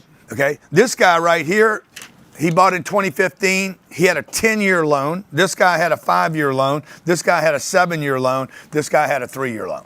Okay? So you're looking, when you go to your 10X deal finder. Look, folks, there's 4 things you can do today with us. There's 4 simple things you can do. Like, you can sit here, nothing, just sit and learn, watch, whatever. Okay? By the way, learning doesn't mean you're buying a deal. The goal here is not for you to learn. I am not here to teach you. I am here to get those of you that are serious into a position where you can buy deals, period. I'm not here to teach you. Like, if you leave here and say, oh, Grant Cardone made me smart in real estate, the next question is going to be, what'd you buy? If you don't buy anything, nothing happened. Okay, so you can do nothing today, just sit there, learn, be a passive person, take notes, think that you're smarter. I know a lot of people that are smarter than me. They would love to have $5 billion worth of assets, okay? The B thing you could do is get the deal finder. It's $1,500. You still need to know how to talk to people. Okay, you're gonna be able to dig into deals. If the deal has any history at all, debt, it transacted, it was bought, it was sold, when the loans come and due. Have you showed them the deal finder? I'm Eric? pulling it up right now. Third thing you can do is to join our mentoring program. It's $5,000, and we're going to meet weekly. If you're not available for the weekly call, okay, we have that recorded so you can go back and listen to it, and we give you access to an entire network. Show the network. Show all these people that are in here right now. That Zoom thing I just saw. Just go to my screen. Yeah. See, it's beautiful. All these people are connected, man. Everybody wave at me, man. Give me a wave right now. I loved it when we used to do that. See, that's a network. That's a network of people, man. There's plumbers in there. How many plumbers are in this room? Let's see, I'm just going to be random. Show you the value of a network. Any plumbers? HVAC. Landscapers. Okay, put your career down. Let's do that. Put your career down. Masseuses, I need one. Doctors. Dentists, teachers, investors, contractors, designers, landscapers, engineers. Look at this. This is your network. Hey, man, my gutter went down. Anybody know anybody that does gutters? Okay. I'm looking for pilots for a 7500, a Bombardier Global 7500 right now. I go to my Facebook page, post it on there. Somebody's going to hit us. I don't know if you got any hits yet. Yeah. Okay. Did we? Yeah. Anything good? Recruiter. Okay. Oh, recruiter. Yeah. So what I'm trying to do is bypass the recruiter and go straight to you guys. Accounts receivables. I do hair, parts salesman, project manager, CPAs. Okay. How many of you want to run a deal? Let me just see. Let me just put run a deal. You want to be the general partner, the GP. Okay. How many of you are like, dude, I don't want to run a deal. I just want to invest in deals. I want to be a limited partner. Put LP if you want to be a limited partner. Okay. Put in here both if you want to be a GP and an LP. Mean you want to do your own deals and you want to be a limited partner in other people's great deals. Exactly, man. We're building a network. Yes, I just want to show them how the deal finder works really quick. Yeah. So if you guys open up my computer. So basically what we have is we have a platform that is tied to all the county records for all of the real estate. Like Grant said, real estate is a public transaction. It's public record. And so this platform goes into all of the county records across the country and helps you identify deals that fit certain criteria. Now, the great thing about the Deal Finder is it's not a listing site. It's a site that tells you all the history on properties that exist. And so, for example, if we wanted to look at, like we were talking about a minute ago, we wanted to look at asset types, apartments. We've got that. If we wanted to do loan maturity date, let's say we want to do loans maturing through, whoops, wrong way. Loans maturing through March of 2026. And we want to go back to the map here and just go, let's look in Texas. There's 606 deals in Texas right now that have loan maturity dates that are going to be maturing by February or by March of next year. So like, let's look at this unit here, this deal here. This is a deal in San Angelo, Texas. One thing you always want to do is you want to be using multiple things. So like I'll a deal for me real quick. Yeah, I'll always go like this and I'll Google the address and I'll pull the property up. So now I can see in the property, this is what the deal looks like. And then I'm going to go back to the deal finder and it's going to tell me that Donna Spring is the owner. Estimated equity, 58%. It's going to give me some other data on the property. That means almost half the value, so that's a good deal. You could actually assume her loan and work a deal out with her for the other 42%. So she did, her initial loan was $60,000. Maturity date was 2020. Last transaction in 2015 was a vendor's lien that was put on, so it has lien activity, which is also a good indicator of potential distress. But what we can do here is we can just go in and we can add this deal to our leads, and it will allow me to do a skip trace on Donna Springer's contact information, and I can send out a direct mail piece to her. So there's a cost for the skip trace and the mail piece. What's a skip trace? Skip trace basically will take Donna Springer's info and run it against basically a database, and it will tell me her address, her mailing address, her phone number, so that I can actually reach out and contact her. But this is basically the access that you'll get across these 600 units. Again, this is just in Texas. Yeah. Here's another deal for Time out. No, I want you to pull a deal up. I want you to go to 5070 Orange Boulevard. Okay. Guys, the fourth thing you can do with us is join the club. The club is $25,000. It's 30 grand a year, right? $30,000 a year. Okay, and this is where we actually raise money. Did you find it? Orange Boulevard, where is it? Is it in Orange, Florida? No, it's in... Sanford? It's in Orange, Florida, yeah. It's $30,000 a year, and this is where we buy deals, fund deals, and do deals, okay? Now, you can do nothing and just learn. You can get the deal finder so you can find deals and then start calling people.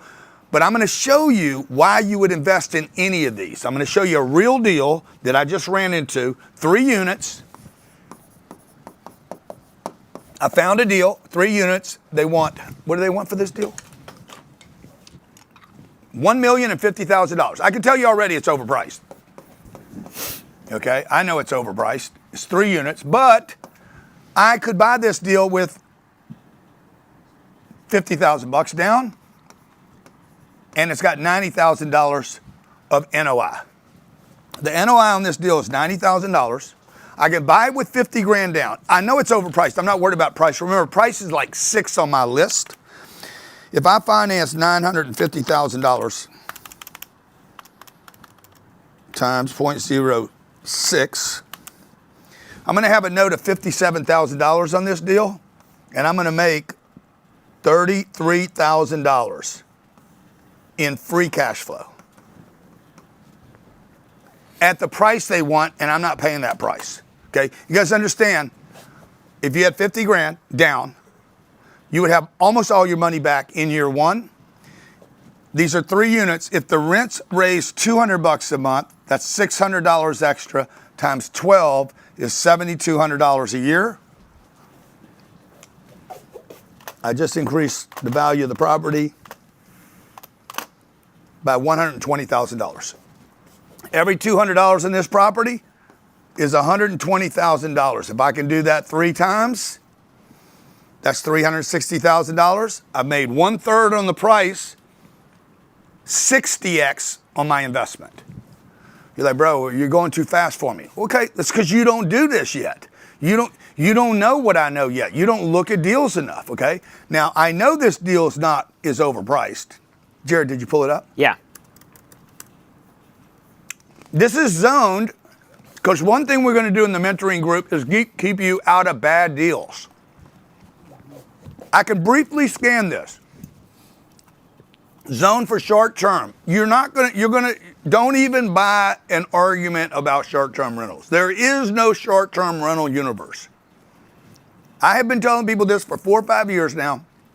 Airbnb, the short-term rentals, the nightlies, leave them alone, okay? They're not happening. This is already bullshit. There's a bullshit offer right here. This property's probably worth $400,000 or $500,000. They bought it for $382,700. There you go. Yeah. What did I just tell you? It's probably worth $400,000. And they probably put a little bit of. They bought it for $382,000. Did a little rehab. When?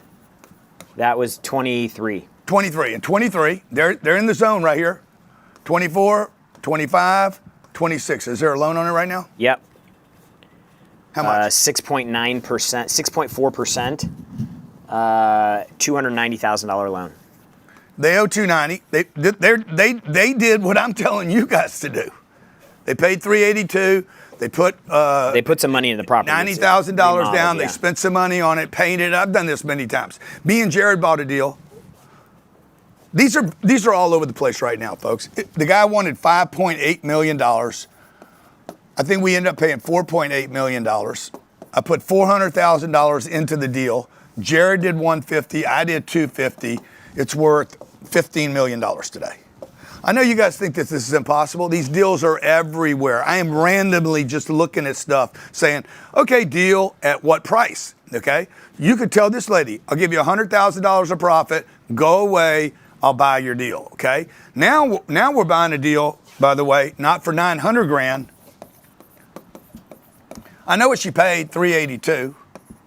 I'm like, look, I'll give you $100K in profit, go away.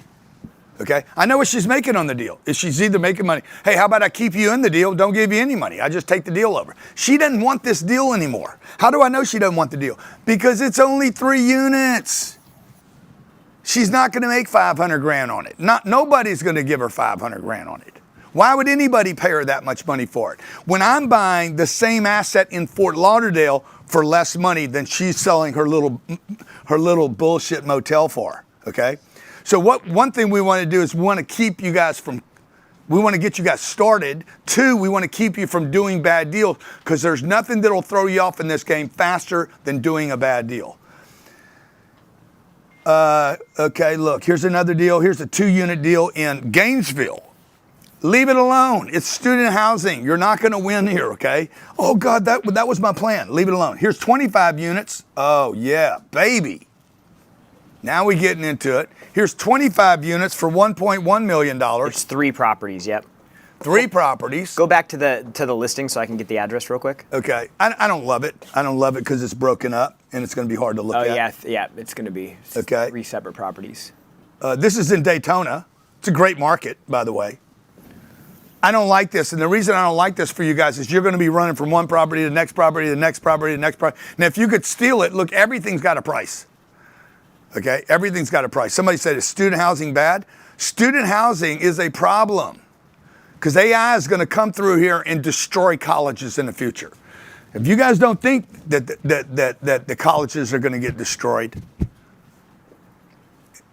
you're wrong. They're going to get destroyed. All bad products are going to get destroyed. Credit card companies, MasterCard, Visa, big banks, okay? All of them are going to, every company you've ever hated will get destroyed over the next 10, 15, or 20 years. And colleges have to be a hated commodity. Okay, they're overpriced. Inflation-wise, they've gone up. They've had more inflation in college tuitions than any other sector in the marketplace, including shelter and food for education.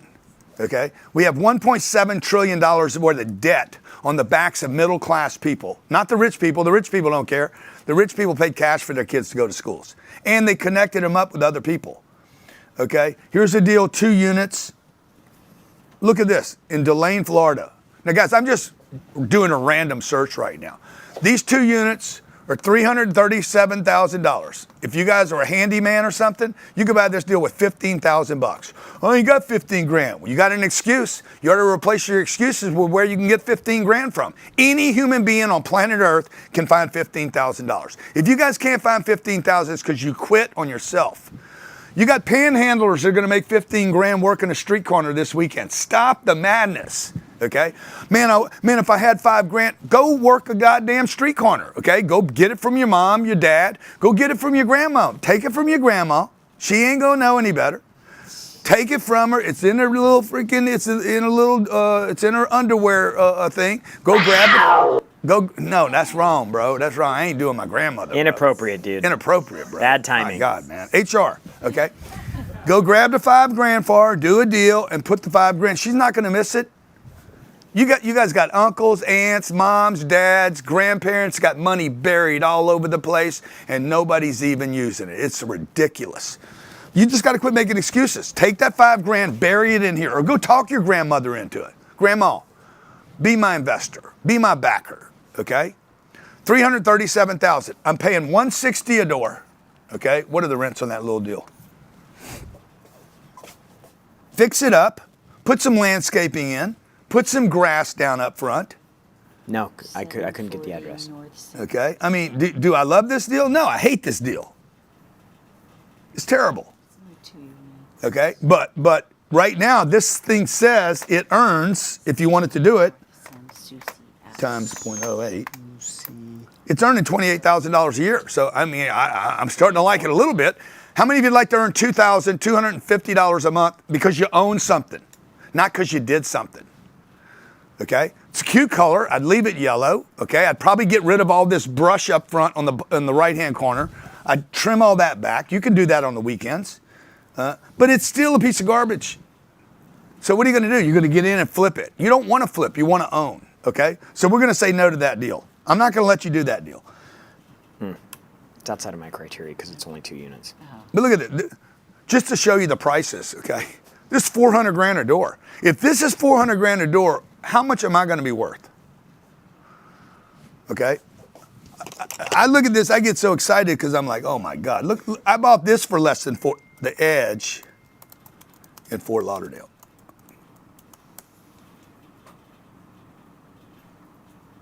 I bought this asset for 400 grand a door. So I don't know, like in Miami, this is in Fort Lauderdale. Let's see, gallery. It's got a gym, it's got a swimming pool. It's got virtual, it's got a great website. Look at that. So if that's 400 grand a door, why would you pay 400 grand a door for that stick build? In Daytona. In Daytona. And by the way, heads up here, you got an insurance problem up there. You probably can't even get insurance on this property. Your insurance could cost $1,500 a door on this. So you're like, your mind's exploding right now. You're like, damn, what am I going to do? First thing you got to do is make a commitment. You don't have to make a commitment to me, by the way. Just make a commitment to yourself, okay? And the commitment to yourself right now is not what you do here. It's not which one of these you do, okay? You do nothing, okay? Don't worry about this page yet. The commitment you need to make right now is this.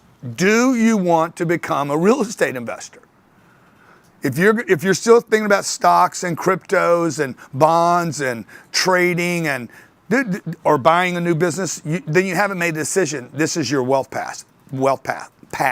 If you've made a decision to like, I'm going to take money and put it in a piece of real estate in my market, and I'm going to learn my market, and I'm going to scale that portfolio. I'm going to go from 4 units, then I'm going to do another 4 units, and I'm going to do 4 units 10 times, I got 40 units. Okay, then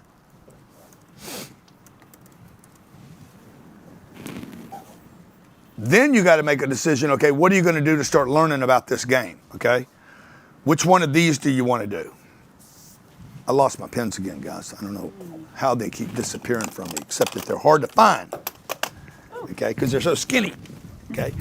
So then you're like, okay, I can't do nothing. That's not a possibility. Okay, I need to find deals. I could get a deal finder. Here's the problem with the deal finder. When you find a deal and you don't know how to talk to people, it won't matter. You still got to know how to do the math. I still got to be able to underwrite deals, do deals, work deals.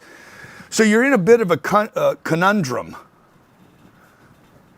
Okay, you know this. You know money is depreciating. Everybody agree with that? If money is depreciating, if it's going down in value, when it goes down in value naturally, when they print more, which things go up in value? What goes up in value if money goes down? If they print more money, if you print bigger supply, what's hard to build and replace? Real estate. So then we got to figure out your market, okay? So I'm in Daytona. This is how my morning might start. I might be like, okay, let me see what I got here. Let's say I've decided this is my little circle. This is where I'm at, okay? I'm in this little circle here. Here's a 16 unit deal. Oh man, I'm getting data. Divided by 16. Oh, these are 137 a door. Wow, that's interesting. Okay, make a note here. If they're 137 a door, all I need is about a $1,200 rent. $1,300 a door, $130,000 a door. All I need is about a 0.9 ratio price per unit to the rents. Okay, it's kind of cute. Like this is kind of cute, a little starter right here. Ooh, the insides have been done. Wow, I wonder why they're selling this. Okay, so I take interest in it. Kitchens have been done. Somebody rehabbed this. The floors have been done. Okay. Oh, they painted it. Oh, wow. I wonder when they bought it. Jared, can you pull this up? Let's find out. What's the address? It's 450 Tamaka Avenue in Ormond Beach. Okay. Looks like a new roof on it. So what do I know? Right now, what do I know? Those are workers on the property right now. They're all parked together. Renters would never do that. A renter would be at one end, stay away from the other cars. So they're rehabbing this, okay? You got to know what you're looking at, what you see that's different. Year built 1974, owned by Tamaka Garden LLC, which we, through Deal Finder, you can actually pierce the corporate veil with the skip trace so we can find out who the actual owner is rather than just the LLC and their contact data. Let's see here. It's on a half acre. There's 8 one-bedrooms and 4 two-bedrooms.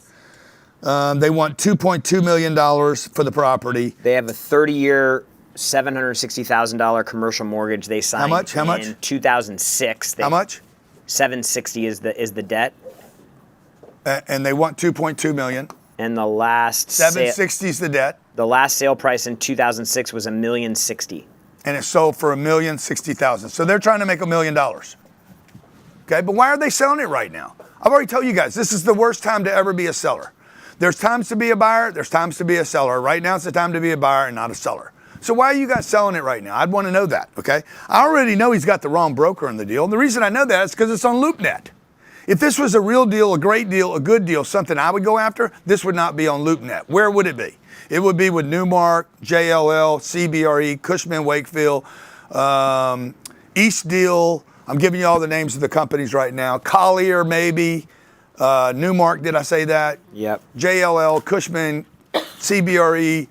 Northmark, Arison Young, Transwestern. No, not those last words. Those Transwesterns, that's not happening.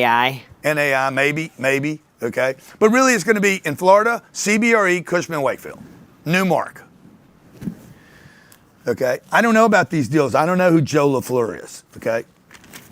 Let's call Joe. Let's see. Y'all want me to call Joe? Let's see what Joe's got to say. Let's see if anybody actually works on Sundays other than me.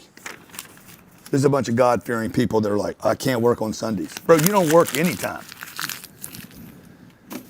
You guys are like, I don't work on Sundays. Yeah, but you didn't work the first 6 days of the week either.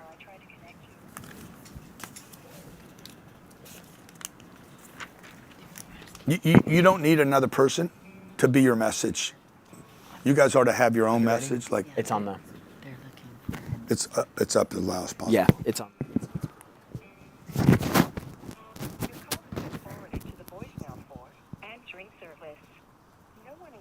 Nobody's available. Like you. Let's say he's not there.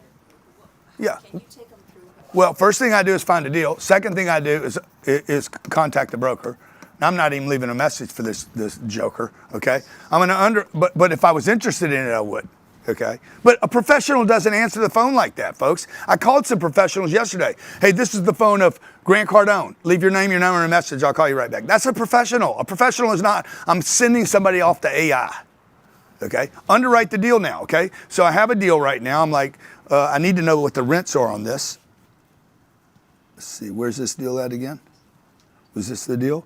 Tamaka, 16 units. Okay, let's see. Did anybody have the rents? No, here, okay. Okay, look, there's the rents, 675, 935, and 1,000. I have 16 of these, so I'm gonna take an average of those quickly, and I'm gonna be like, let's do the underwriting, okay? This is called the underwriter calculation, okay? You wanna go to a free notepad, something blank. I got 16 units times $850 a month. I'm guessing. If I didn't know, I would guess. 850 times 12. Total possible income on this deal. The most income you could get is if everybody paid you, and they won't, is $163,000. I'm going to put times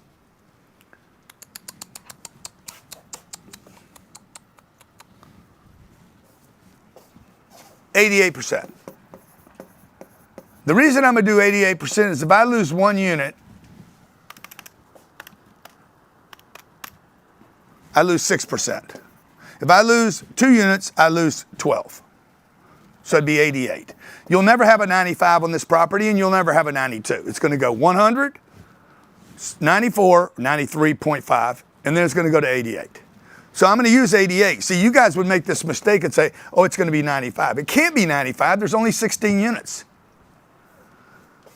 If there was 160 units, it could be 95, but it cannot mathematically ever be 95 because 1 into 16 breaks up into 6s. Man, there's so much to learn. No, not really. It's the same stuff. You're going to learn the same stuff over and over. This is so simple, folks. I'm telling you. If I can do this, I started with $3,000 and a commitment. Everybody's like, man, you started with $3,000? No, bro, I started with a commitment to get rich. And I believed that real estate was my path, not stocks. It wasn't even working hard, even though I do work hard, okay? It was real estate. I'm going to take all the money I earn, and I'm going to dump it into real estate. I'm not going to play golf on the weekends. I'm going to go shop real estate, okay? My friends are playing golf, okay? My friends are going off to Europe. My friends are celebrating. My friends are having families. I didn't do that. From 25 years old till 45 years old, I did one thing every weekend.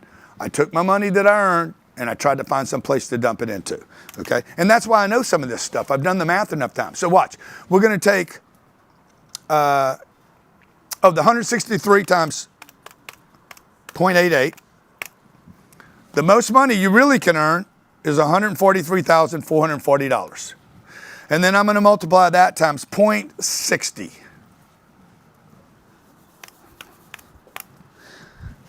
And that's my NOI. $86,000, basically. I'm rounding down. $86,000 is what's called my NOI. My NOI is the factor that determines what my real estate is worth. Please don't show that yet. Divided by 0.06. Okay? This says, if this NOI is correct, if divided by 0.06, I could pay $1.4 million for this property. Now, why is that number important, okay? Because these people want $2.2 million for the property. So I know right now, based on my numbers, because I can't talk to off today and probably off all week, part-time real estate amateur, boo-boo, okay? If y'all talk to him, tell him I called him boo-boo, because he made a boo-boo today. He's not at work, all right? I know I could pay between $1.4 and $2.2 million for this asset, if this is right. Now, if this is more or less, it's going to change everything.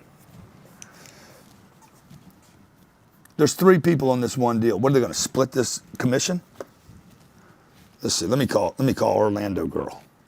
Okay, she's in Orlando. How do I know that? Because that's a 407 area code. It's not an Ormond area code, 77466. She probably knows nothing about it. 66. Let's see if she answers. What am I gonna do? Find a deal?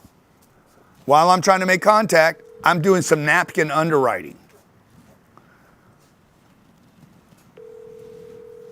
Now, I'm gonna show you guys the underwriting calculator here in a second. That's what we're doing today, showing you how to work through the numbers. Hi, for all property information, you can see 100units.com, 100units.com. 100units.com. Email me, Joe, Joe, at 100units.com, or you can leave a message, whatever works better for you, and we'll get back to you as soon as we can. Thanks for calling 100 Units. I'm calling for Brittany.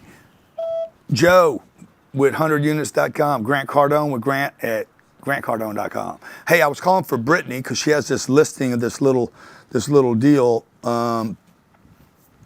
What's the name of that thing? Boo Boo. The Tomoka Gardens. Okay, I got a friend that wants to buy that. You know that's not my deal, but I got a friend that wants to buy 16 units in Ormond Beach. He's got an exchange. Can you give me a call back? I'm trying to figure out who in their unright craziness would think that they could get $2.2 million for that asset. But my guy would be willing to pay it because he's got this 1031. And you or Brittany, if you'd come back, I'd appreciate it. Thanks. It's a lot of work. Better than digging a ditch. Let me see. I'm looking for that deal again. Man, that's a good deal too. You see this little deal right here? I'd love to find this deal. What are we doing right now? I'm looking at deals. This is what you're going to do. Is this hard work for you guys? Like, what would Jay-Z call this? Exhausted. I'm exhausted. This is easy work, baby. Okay? But it is work. It's research, okay? Now, oh yeah, there's the 100units.com. So good. Now you got a contact. Why am I trying to build my contacts? Because your contacts are your network. And even though I'm making fun of some of these people because they're amateurs, this is your network of people that you're going to be dealing with. The hardest thing about real estate, the most difficult thing is not what you guys think it is. The biggest challenge is twofold. Okay, who knows what they are? The two biggest challenges in real estate, it's not the money, it's not the debt, it's not the equity, it's not managing, okay? Who knows what they are? Let's see if anybody knows. Confidence. No, not confidence. Getting a hold of brokers. Yeah, brokers. Why do you think that? Look at this. This is a clue right here. And finding a deal. Broke-er than you. And finding the deals. It's just getting, like, how do I get deal flow? How do I get deal flow? Most important single thing in real estate, remember the order of things. First the deal. I need a deal. If I don't have a deal, I can't do what? Contact a broker. What am I going to talk about? Hey, how you doing, buddy? Okay, no. 3, underwrite it. Okay, 4, go get some debt. 5, go get some equity, cash. Okay, this is the easiest thing. Where's the deal? How do I make contact? How do I underwrite the deal? I do it in this order exactly, going down this way. If this guy doesn't answer the phone, I start underwriting. How do you underwrite it? Go to that screen we were showing a few minutes ago. Okay, we're going to show you how to underwrite these deals real quick. And by the way, if you guys are paying attention today, man, the fact that I could show Miss Lisa how to take $800,000 and turn it into $15 million while she's retiring, okay, that's a real doable, accessible way. So how do you determine what price to pay? This is the underwriting for your deals. Okay, if you go to page 37. Are they on 37? 37. Where are we right now in the book? You're in 37. No, but No, I know where I am, but where are they? Oh well, they're back here. They're much earlier. They're on page like. Okay, good. Okay, 3. well let me back you up then. We'll just back up, and let me get back in your book so I get you the data you need. Right here. Keep going. No, I did that yesterday. Yeah. I know you. This was the summary. Yeah, I did that. Yeah. I'm done with that. Okay. Yeah. Keep going. Let me see. There you go. Okay, Wheel. go. Start at the We're wheel. going to start right here. We're going to start on page 26. where to find deals. Okay, where to find deals. Yeah, where to find deals. How do you find $1 million deals? Because remember, that deal they want $2 million for, what if I could buy it for $1 million and then get back to $2 million? Why are they selling it right now? You shouldn't be selling anything right now. We don't have anything for sale. We have 45 properties. I'm not selling any of them. I'm not a seller for any of them. If you made me an offer, I'd be like, okay, whatever, make me an offer, but bro, I'm a clobber you. I'm going to clobber you or I'm not a seller. And I can't clobber you in this market because debt determines price. Okay? Debt determines how much money somebody can pay, and the debt markets are frozen up right now. And the debt markets are the only thing that disrupts this kind of real estate. So where do you find $1 million deals in 2025? It's August 2 or 3. The deals are out there, okay? You're not going to see them if you don't look for them. Look precedes seeing, okay? If you're looking for a miracle, you ain't going to see one unless you're looking for one, okay? So where do you find them? 1, you start where you live. Go to page 27 of your workbook. You start where you live. 2, third-party resources, a LoopNet. I've been using that today. Why? For contacts. CoStar, great. That costs you about, what, $6,000 a year? Well, 4,000. Yeah, $4,000 to $8,000 a year, depending on your deal, how big your company is at CoStar. Brokers, circle that. That's the best place to get deals is brokers. Crexy, 10X Deal Finder, okay, is a place to find deals. Clubs are a place to find deals. Working with other people, okay, sold deals. Deals that just came off the market. Watch sold properties. Number 4, local city and county records. You can go down to the local city, county records and literally put in, I want to see every 100-unit deal available in the marketplace, and they'll give them to you, okay? Deals that are under contract. Number 6, expired listings. So when I'm talking to a broker, I might ask, is there anything that didn't trade last quarter? Okay?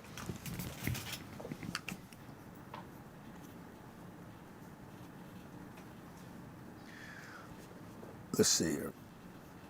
See, this is Crexy writing me every day. Every day they give me an update. Here's 22 deals that fit your criteria. It costs nothing to do this. I still got to know what I'm looking at. There's a Jet, Relax Naples Paradise. What is this? Florida Review. I'm not going to read that. Critical Tax Advice. I'm not going to read that. 7 Heaven Properties in the Caribbean. Never going to invest in the Caribbean in my lifetime. Let me see here. I'm looking for deals. Crexy again. Let's see here. I'm looking for deals. I might have, nothing came to me this morning, but most of the time, there's a deal. This is what you're really looking for. You want to be on these lists. Okay? See, so I'm going to click this. Deal. I'm going to walk you guys exactly through what happens and what you need to do right here, okay? Oh, is this gorgeous? Beautiful. Okay, nice layout, new property, looks good, new roofs. Why would I buy something old if I could buy something new? Okay, there's the photo gallery, great.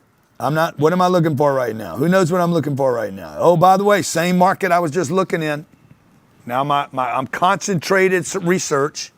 This is what I'm looking for right here, these guys. This is a professional website done by professional real estate people, not 100units.com. And I bet you I could call any of these guys and I'll bet you it's not going to go to some hack AI. Thank you for calling. This is Hampton, Scott Ramey, Avery Clan. These 3 guys do the real estate.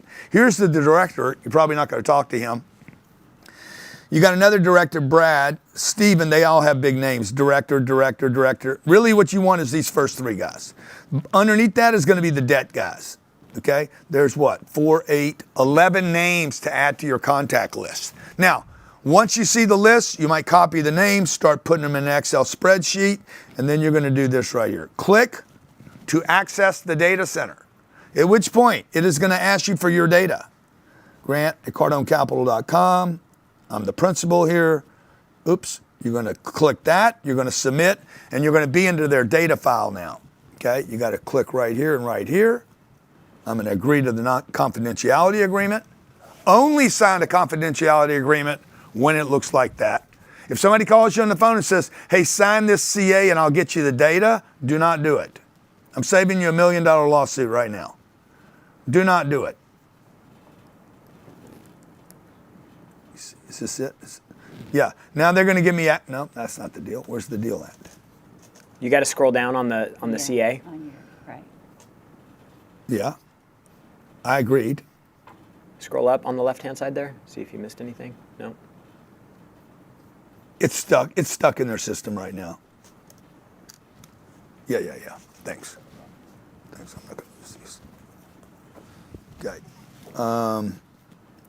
So contact us. If the records indicate you've already executed an agreement, great.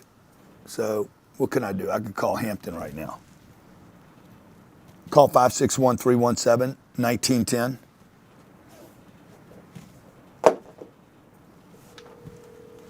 What's the name of this deal?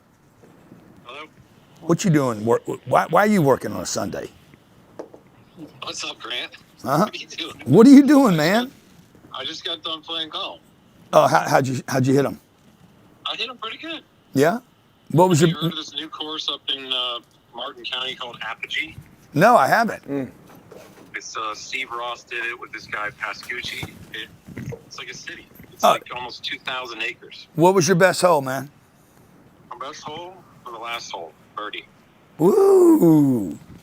Hey, let me ask you. You got a minute to talk about this coastal portfolio? Sure. What's the deal there? Is it a deal or is it a waste of my time? No, those are the 3 waypoint deals that we talked about. Oh. Coming out after Mason and Stewart. So one of them is the best deal they have in St. Lucie County. It's immediately next to a Publix, and it's in a good neighborhood. That one's $265 a unit.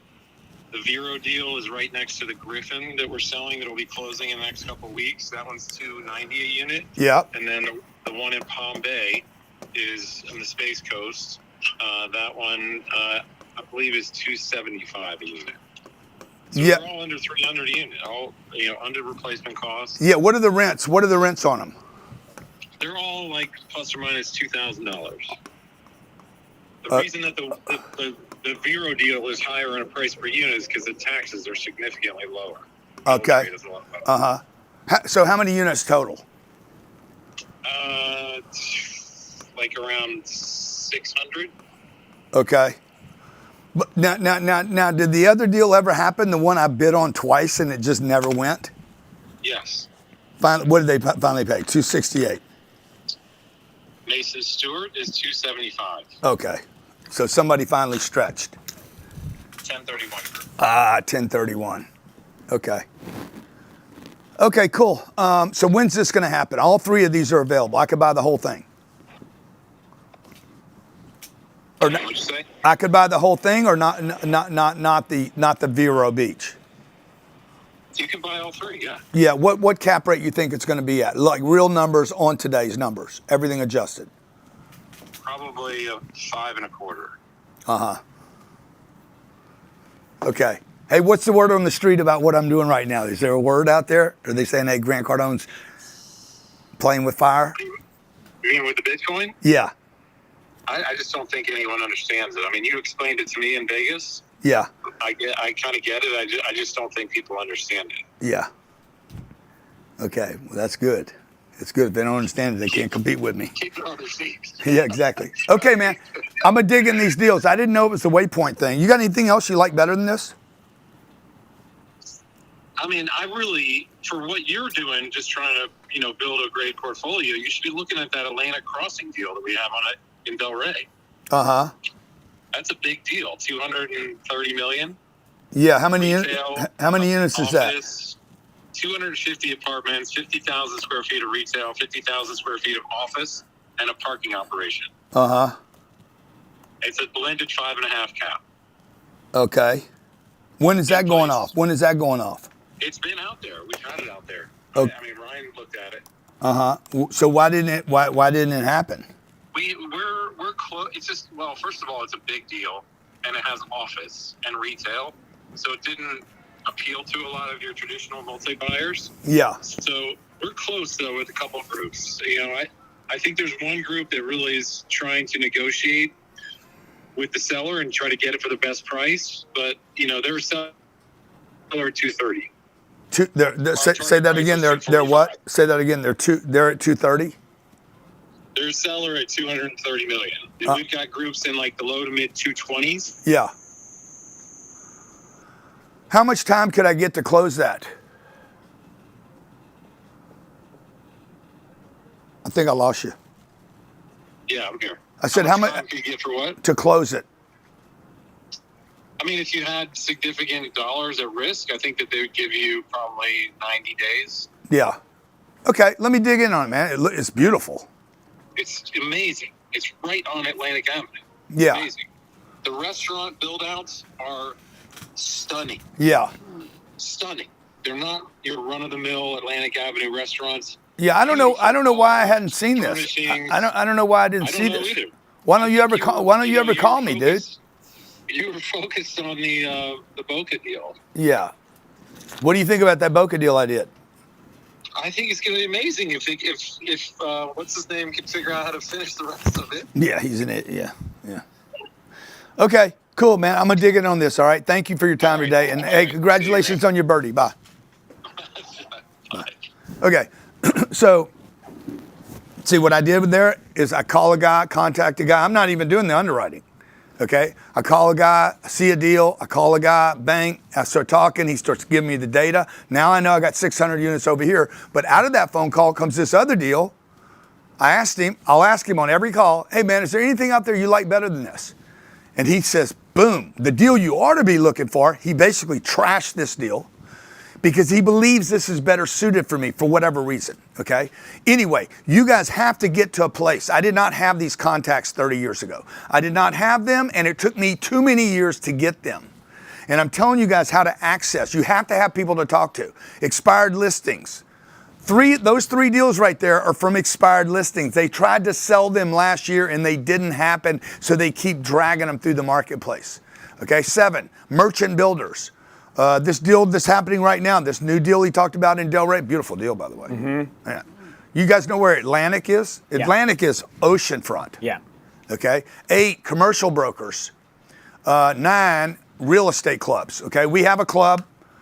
How much is our club, Jared? 30 grand. $30,000, by the way. Also, I want to invite anybody that's interested into the club to call our offices to get a full explanation. 310-777. This is for people that are serious. Like you're like, I want to be Grant Cardone. I want to be the next Grant Cardone. Call about our club.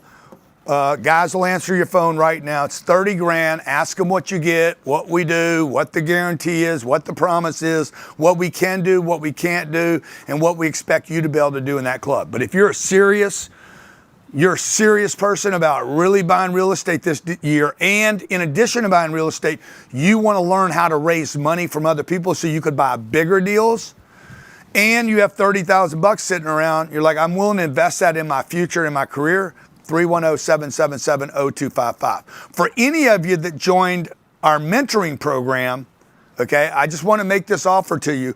When you do that and you decide to do this club later, I'm going to give you credit for the $5 grand. So you're not going to have to pay more money. You just pay the difference. And I'm going to give you credit for that whenever you decide to do that. Like, we're here for you. For those of you who never want to do anything, no problem, bro. I'm here. I'm here to support you, help you. I'll help you today. I hope you have a photographic memory.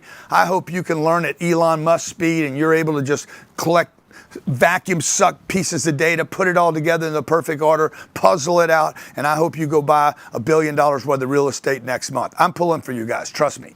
The more deals you guys do, better for me. I love it. Okay, so however we can help you and support you. If you want to be part of our deal finder, do that. It's $1,500. You want to be part of our mentoring group, grantcardone.com/join. It's $5,000. You join it for life. By the way, we will never do that again. I called Jared this morning and said, hey, we're never doing the life program again. It's going to be $5,000. Just because you're serious this year doesn't mean you're not serious next year. We're not going to just give that to you for life. So it'll be a 12-month thing. We'll never do that again. So take advantage of that. It's a great deal. Also, I believe you get the coaching calls, the real estate resource book, right? The real estate resource book is $2,500. It's got your PSA, your lease agreements, your due diligence checklist. The due diligence, you could pay $12,000 just for your due diligence. We're going to show you exactly what you and your wife or husband can walk through and check out on the due diligence, what you expect on your banking due diligence, how to do due diligence on the rental statement itself. Also, you get the introduction course to buying apartments. That's a 16-hour program that you own for life. And you included a wealth conference. Yep. Okay. Yep, for the first 100. Yeah, the first 100 people that take advantage of this opportunity get to come to our wealth conference. And it's the 2 days event in Miami, and you get to come to our real estate conference. What are those dates? December is for the WealthCon, and I think it's December 12th through the 15th for the events. For both of them, they're back to back. Okay, 12th, the December. If you can't go to the December event, no problem. We'll hold the credit for you to go next year if you want to go to either the real estate or the wealth. If you don't choose to go to them, you're not losing anything. We gave them to you, okay? All this is tax deductible, by the way. What does that say, $6,000? Yeah. Yeah. And then you can make payments on it. Okay, yeah.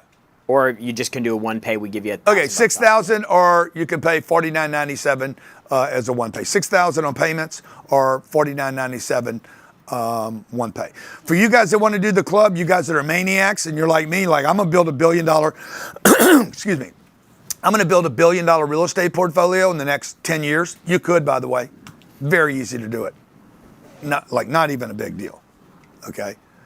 If you found that one deal we were talking to Lisa about. Oh. Lisa would have a $25 million real estate portfolio in the next 10 years based on me telling her what to do, with 800 grand, by the way. That's without her raising money from other people. No, in 20 years. She could have 20 years. She'd build a $25 million real estate portfolio. You're like, 20 years is a long time. Bro, you're going to pass this on to your kids. It's going to last 50 years. Okay, I bought this deal, 66 Claremont Avenue.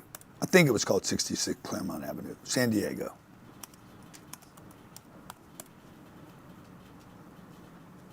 See this property right here? No. Yeah, that's it. No. Nope, that's not it. Y'all remember the name of that deal? I pulled it up the other day. You did. I forget what the name of it was. What's the name of it, though? I don't. Here, I'll pull this one up. Let's do 210. What was it? 210 Mesa Boulevard. The deal in Vista. No, 210 Cedar Road. Hold on. Here. I'll do this one. Look. No. Is it? It's 5325 Claremont Mesa Boulevard, I believe. What is it again? 5325. 5325. Claremont Mesa Boulevard. Mesa Boulevard. See if that's right. Man, I got to go back and get these old pictures. I remember I got a bank loan on this, and when we called it into the bank asked me not to paint it that color. Like, bro, this property. Go to G screen. Okay. Looks terrible, doesn't it? I painted it yellow, bright mustard yellow. And the bank's like, please don't do that color. I said, oh, no, I'm doing that color. It was probably a bad idea. Looks good now.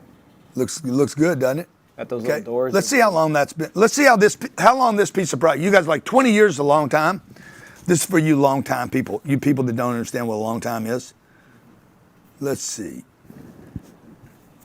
It's on 0.4 acres in San Diego. Built in 1963. Yeah. It's been around for 62 years producing income. I paid $3 million for this property. Sold it for $13 million.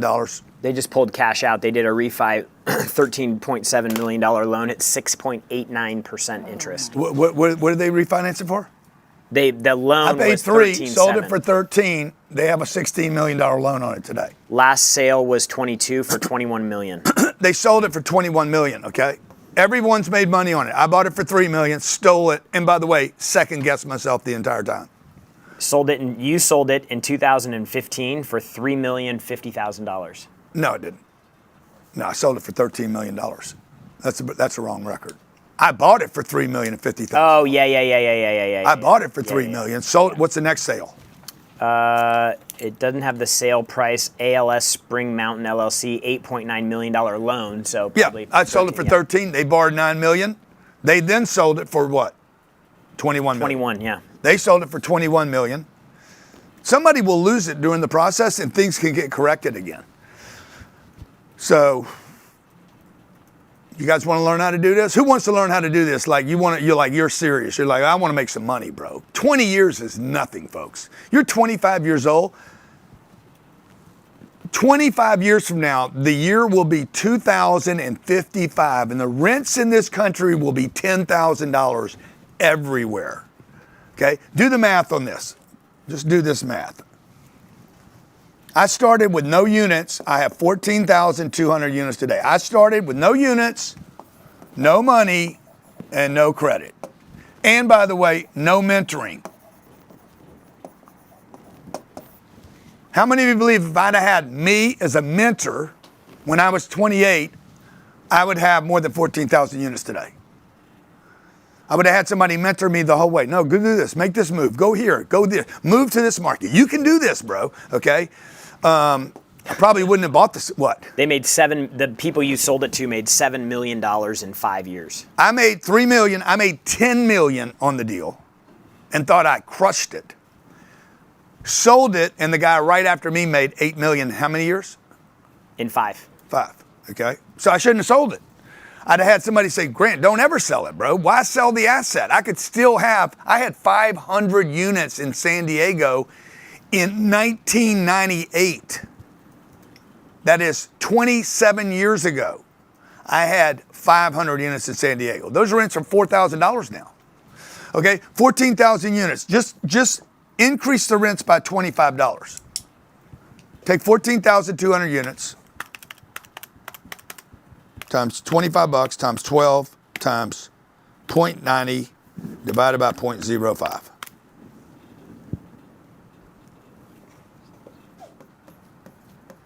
$76 million every time I do that, right? Let's just go forward. Let's say the year's 2025 today. Let's go to 2045. That's going to be, I'll be 87 years old. I'm still going to be around. Who thinks I'll still be alive at 87? My mom made it till 89, bro, and she wasn't using red light therapy beds, top grade supplements, freaking taking care of herself. She, like everybody's going to live longer, okay?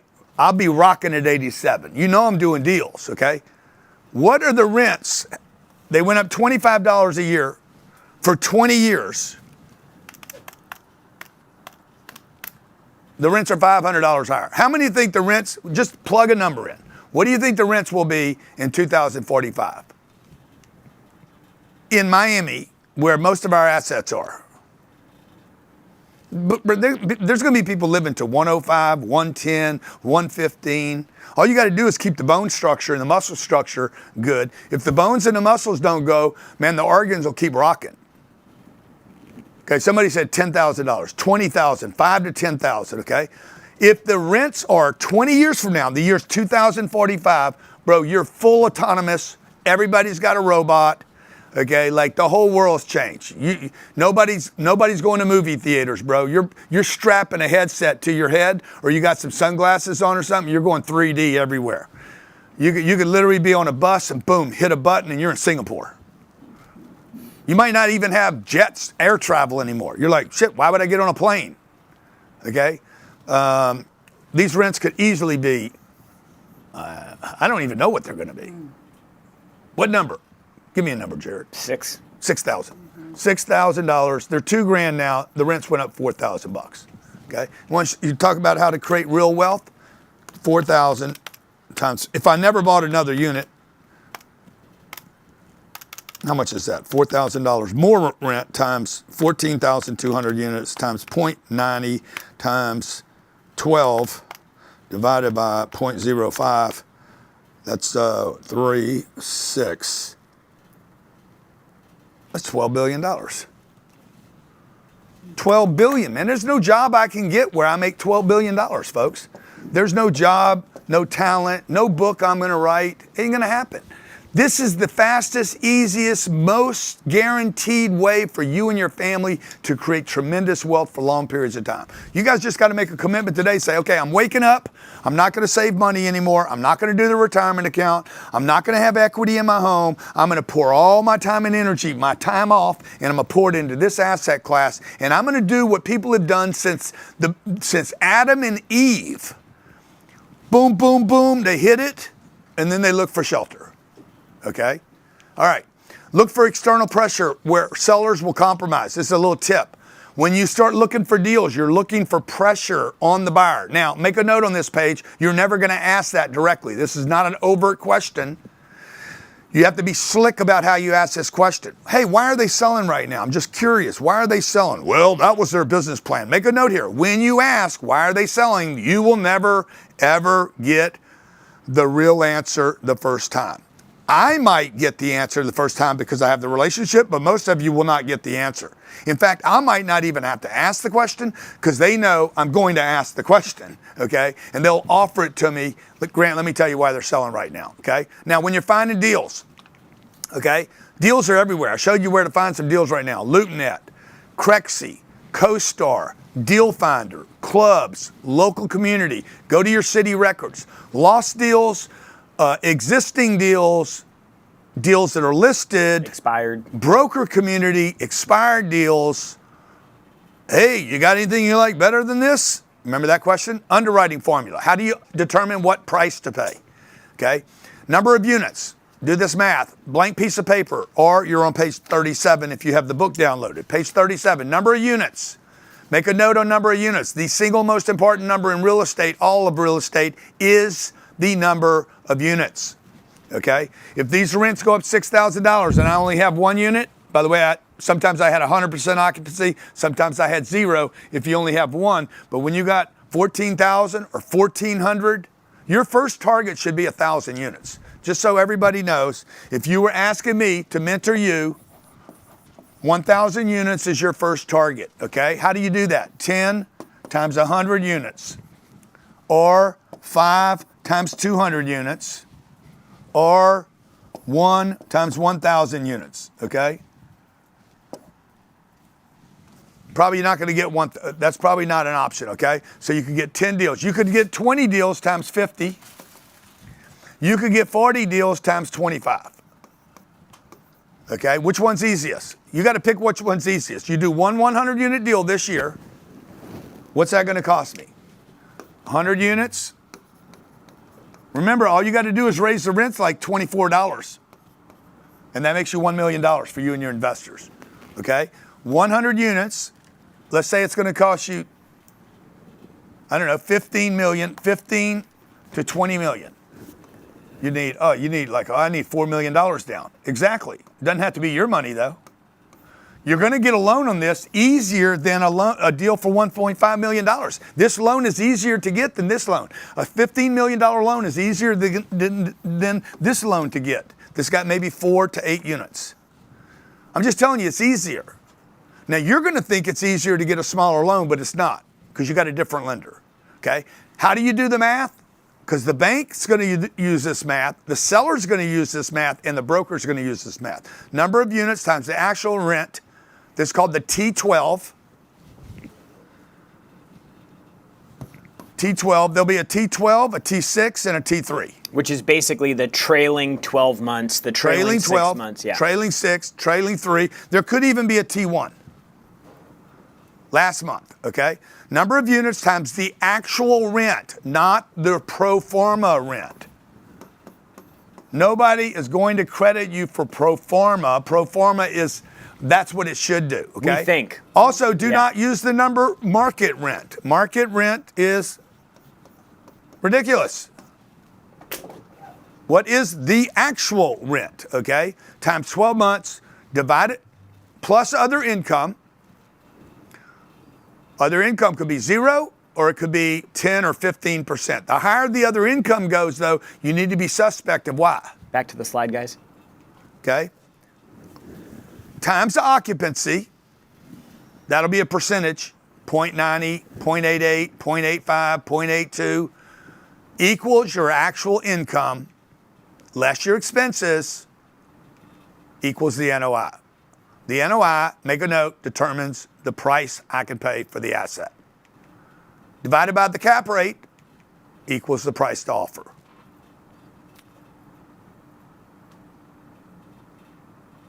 Questions on this? Okay, let's say I found 10 units. And let's say the rents are $1,000 a month.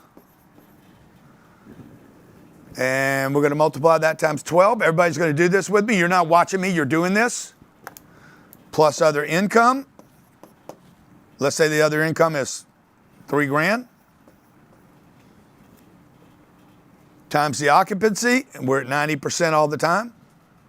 Annually. We're full really, but once a year, one person moves out and we got to replace them and we lose a month. Whatever. You're going to use 90. What is that? What is that? Where am I at here? Equals actual income. Okay, this is my actual income. Actual income, AI. Let's say my expenses are 60%. Let's say my expenses are 70% actually. It's a smaller deal, 10 units. It's down the street for me. I'm going to do everything, paint, collect the rents. It's easy. It's a no-brainer deal. It's in a great location. Well, that doesn't really make any sense because the rents are only $1,000, so it can't be that great a location. But maybe it's in a great location. The guy that owns it doesn't really know what he has. He should have raised the rents. These rents could be $3,000. You're like, what a minute. Why didn't he know that? Because he bought it in 1944, and he's collecting $1,000 a month in rent. He bought it when it was like $400. He bought the whole thing. Somebody gave him the property. His grandmother, the deal I looked at in Pueblo, Colorado when I was doing Undercover Billionaire, the guy that owned it was given the property. It was worth probably $12 million. I offered him $8 million and he took it. Why did he take $8 million? Because to him it was $8 million. He knew nothing about real estate. He owned one of the largest real estate complexes in the city of Pueblo and knew nothing about real estate. Why? Because he was given it when he married the daughter. And daddy gave it as a gift. Daddy died, and son-in-law was now allowed to sell it. As long as daddy was alive, he couldn't sell it. As soon as daddy died, he's like, I'm getting rid of this piece of shit. Okay? It was worth $12 million. I offered him $8 million, and they took it. That deal's being traded right now, by the way. Wow. Okay, 60% of this AI is expenses, so that gives me the NOI. And then we divide by whatever the cap rate is. So let's say in this case, it's a 6 cap market. Okay, so what do I got? $12,000, $144,000, 147, 147 times 0.9. What is that? I'm doing this in my head now. So I got 132. I should have 132 right here. Everybody got 132? Is that right? Should be 1 times 0.6. Yeah. I'm sorry, times 0.4. Right. No. Or minus 60%. You can do it either way. Yeah, my expenses are my expenses are 40. My expenses are 40%. Okay? What did I put here? Expenses 40%. So I put expenses of 40. They won't be 60. Actually, you know what? I want to put expenses at 30. Change it again. I want to put expenses at 30. Okay, so we'll start over, okay? Right, 100 units times 1,000. I thought it was 10 units. It's 10 units. Oh, sorry. 10 units times 1,000 times 12, because we do this for 12 months, plus $3,000 equals $123,000 times 0.90. 110,700. 110. Okay. Now my expenses are 30%. So the simple thing to do is just take 70% of this. And everybody should come up with this number. NOI, and you divide by 0.06. Okay, and I can pay what is that? 1.2 million. Yeah, sorry, I'm not. 1.3 million basically. I can pay $1.3 million. Now, once you get the price you can pay, this is the price, the next thing you do, $100 for this, what's the next calculation you do? Once you determine the price you can pay, hey, little buddy, can I call you back in a few minutes? Yeah. You're the best, dude. You got anything you need right now? No. I love you. Love you. Bye. Yeah, you don't factor in depreciation. Depreciation is after. Okay, price, that's the 1.29. Once you do that, the next number, the next metric, and it's not on your sheet of paper, the next metric I need you to assume is the price per unit. This is kind of a check on whether you're offering too little. That's right, too little.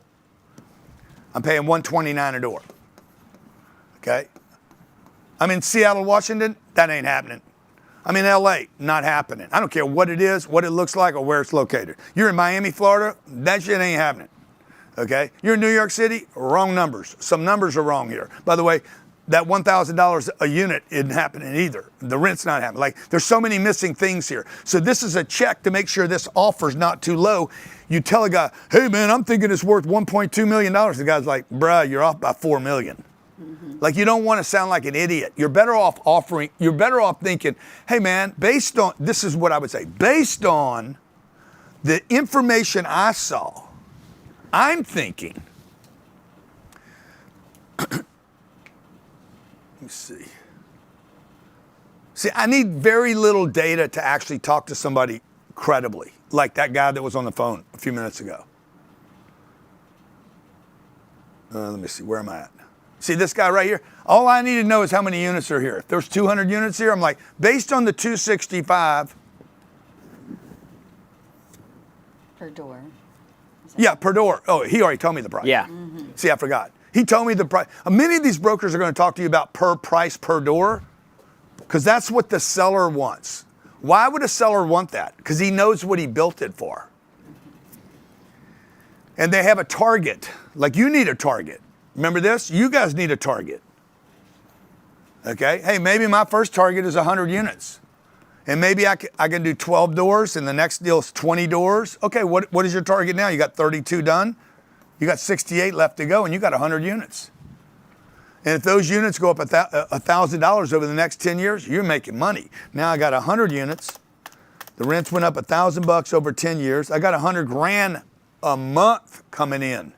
How many of you like to have a new $100,000 a month coming in and you didn't do anything but make a decision 10 years before that? Okay, the biggest mistakes you're going to make on page 40, number one is not get started. You guys today, you got started today. You got started yesterday and today. Congratulations. And then you're going to be like, stop. Okay, number two, you're going to think too small. You're going to go too small and you're going to go without a target. Number two, I did these. I'm telling you what you're going to do. I started too small, and then I didn't continue to scale. Number three, selling a property is going to be a mistake. You're going to do it because you're going to be tempted by the profits. One deal, first deal I did cost me at least $2 million because I sold it. Second deal I did cost me $4 million because I sold it. Third deal I did cost me $15 million because I sold it. Fourth deal I did in Point Loma, Florida. Point Loma, 38 units in San Diego. San Diego. I paid $3.9 million for that deal, and it's probably worth $39 million today. It's going up 10 times in price. Four, not raising money. This is a big mistake. The first 25 years of my career, I never raised a penny from anyone, other than brother, sister, handful of people, credit cards, mom. But I should have scaled that. And number five, the biggest mistake you're going to make is trying to do this on your own, like by yourself. You're the only one. Okay? Now, excuses why you're not going to do this. Here's the excuses. You don't have money. It's too complicated. You're no good at deals, or there's no good deals. You don't have any credit.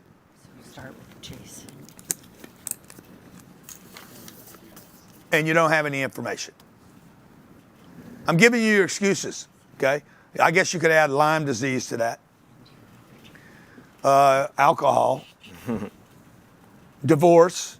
You can blame kids. Come on, man. How many things you want to blame stuff on? I'm not good at math. I don't have the energy. I got depression. I got PTSD. Well, good. You got a whole bunch of stuff I couldn't afford to have. I just can't afford it. So you guys, you're so entitled you can afford to have all these made up things that you say you have. I got PTSD and ADD and ADHD, and I got alcoholism and drug addiction and what? Dyslexia. I got sex addiction, dyslexia. I can't read. Shit, real estate's perfect for you. Okay. You just need to come up with some excuses to raise the rent. You raise the rent, bro, you're going to get rid of all your problems. Maybe not all your problems, but if the rents go up $1,000 and you own 100 units, you're making an extra $100,000 a year. Better for you to have some money with your PTSD and your ADD and your ADHD and all your other bullshit. Don't be broke and have all these excuses, okay? So, how many of you are ready to get rid of your excuses and get on with the game of creating wealth for yourself and your family? Let me see a 10X if you're ready to go. Look at it. Look at it. Look, we got some people ready to go. By the way, I want to congratulate everybody that joined us. When are we starting on with the onboarding? It starts when we finish. Okay, we're going to onboard everybody today. You're going to get the instant value calculator, so you're going to know how to use two tools that we're giving you. How to underwrite a deal. We're going to give you that, show you how to use that today in the onboarding, and how to use the increased value calculator. The increased value calculator matters because I need to be able to show my investors how we take a $1 million deal and expect to turn it into $10 million. If there's no path to that, I can't tell that story. Okay, Q&A. Let's do some Q&A. Let's go to Jason Ottillo.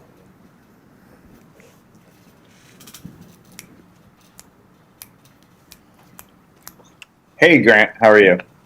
Yeah, what's your question, Jason? Yeah, so my question is about scaling without cash.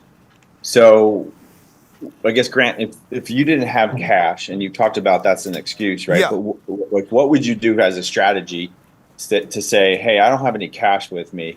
How would I set up a strategy to kind of build to a $10 million portfolio? Well, I'm going to be like, how can I? How can I get cash? Like that Del Rey deal. I have a deal right now. It's $235 million. We're adding $100 million to that. I have $144 million worth of debt. Already got that.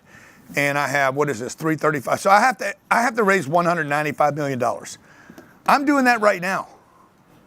But then the Del Rey deal pops up. What was the name of that deal?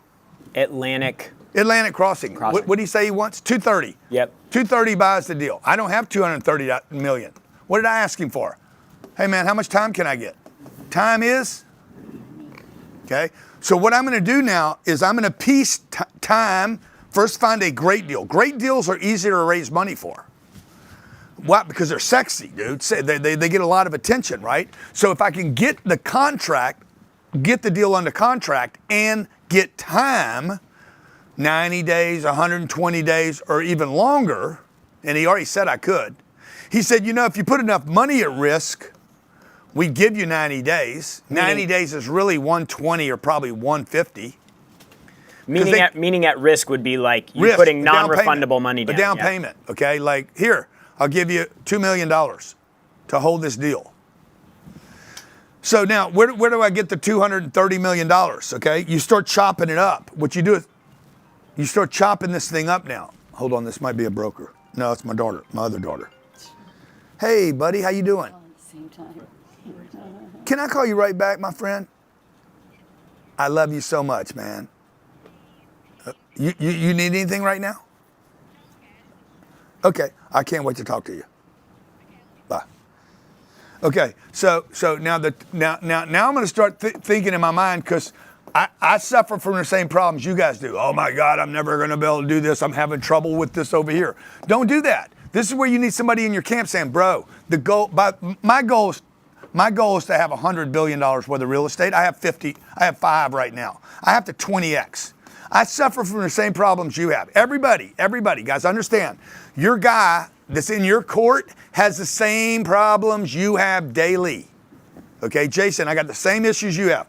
I have 195 million I got to raise right now, but my ultimate target is $100 billion worth of real estate. I'm 20 times I got to grow. So now this is a big deal. This solves some of this problems, $250 million, right? So I'm like, okay, how could I do this deal? Well, I know I can get probably 60% of debt on this. I can get a $150 million loan. Anybody can, by the way. Because the bank's going to loan on the deal, not you. This is going to be a loan. This is going to be debt, right? This is going to be big D. First the deal, then the debt, then the equity. Now I got to raise 100. You're like, damn, dude, 100 million. Okay, how do I chop it up? 100 people give me $1 million? Do you know 100 people with $1 million? Do I know 100 people with $1 million? I know some people, not 100 people. But I mean, it sounds like. Yeah, but how big's your deal? How big's the deal you're doing? How big is the deal I'm doing? Yeah, that you want to do. It's 15 million. 15 million. Okay, I can get a $12 million loan. You need $3 million bucks. See, I'm chopping it up. How much do you have? How much do I have? Probably $500,000. Okay, you got 500 grand. So now what do I need? I need $2.5 million. So I mean, the problem's the same with everybody. It's just the number of zeros. So yeah, exactly. So now, but let me ask you guys a question in the chat. How many of you here, if let's assume, just for purposes, this commits you to nothing, let's assume this is a screamer deal. Is it? Yeah, it is. It's a screamer. It's a screamer. Let's say you're going to make 10x on your money. How many of you, just put a number in here, if you knew for sure it would 10x your money, how many of you have some money and just put the number in? It could be 5,000, 10,000, minimum of $5,000. I know. Okay, there's 500, there's 200, there's 20, there's 60, there's 50, there's 10, there's 70, there's 10, there's 100, 130. Bro, this is how you do it. Yeah. I raised all the money for your deal. You're on our Friday calls, right? Yes, I do. I am on the Friday calls. Yeah, what's happened for you so far, Jason? So I joined through one of these webinars. I joined in a Starbucks, ironically. I had zero knowledge of real estate. I had no idea.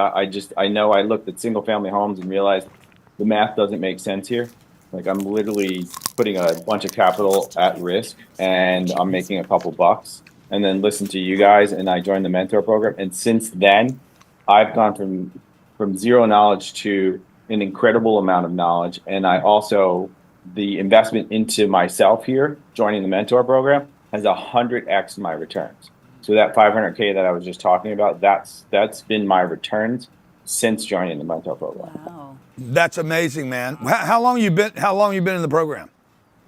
It's about 2 years, but that all happened probably in the first 18 months. A lot of it, to me, has been networking, because you can't do this alone.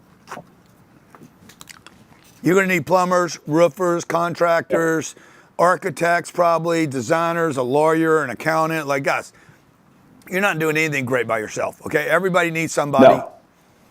And you need partners too, partners to help you close these deals. Yeah, and you need deal flow. Hey, great to have you here, man. My deal flow alone, deals that I don't want. There's at least, I see at least 80 deals for every 100 I look at that I have zero interest in, but somebody should buy. Okay, some of those are just garbage, but there is some percentage of those 80 deals I say on a daily basis that I'm like, I wouldn't, but somebody else should. Okay, who else? Let's go to Regina. Gina, what's up, Gina? Regina. Hey, Grant, how are you? Come on, I'm doing great. Oh, good. Anyway, I'm Regina, so I'm actually in the mentor program as well, so I know Jason pretty well. Yeah, but my question is, a lot that you talk about, of all the times I've been watching you, you always talk about the brokers. You did your broker call this morning. I've called brokers, and looking to build that relationship. Who Who else should we be building that relationship with that we keep in our front pocket besides just brokers? That we really want to, when they answer that phone, they're going to say, "Hey, Regina, how you doing?" Probably lenders. Lenders and leasing agents. I would have brokers, lenders, and leasing agents. Like when you guys are shopping other people's real estate, go look at the real estate. If you meet a great, let's say I walked into one of my properties and I met a great leasing agent, bro, steal the leasing agent. You can never pay a leasing agent too much money. Somebody that's creative. Like we got a chick right now that works in our Los Olas property.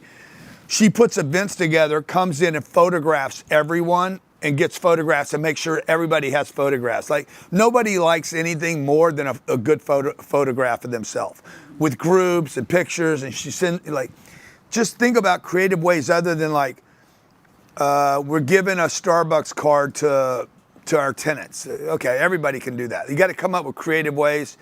When they pop up out of their desk and they walk to the front door, or they walk out to your car and bring you in, say, "Welcome home. I want to show you the property. It's fantastic. Oh my God, we just had a unit come due." As opposed to the ladies like, "I don't know. Let me go see what we got right now. I'm not sure." Like when you have pop and hop and excitement, that makes a big difference. What have you done with us since joining us, Regina?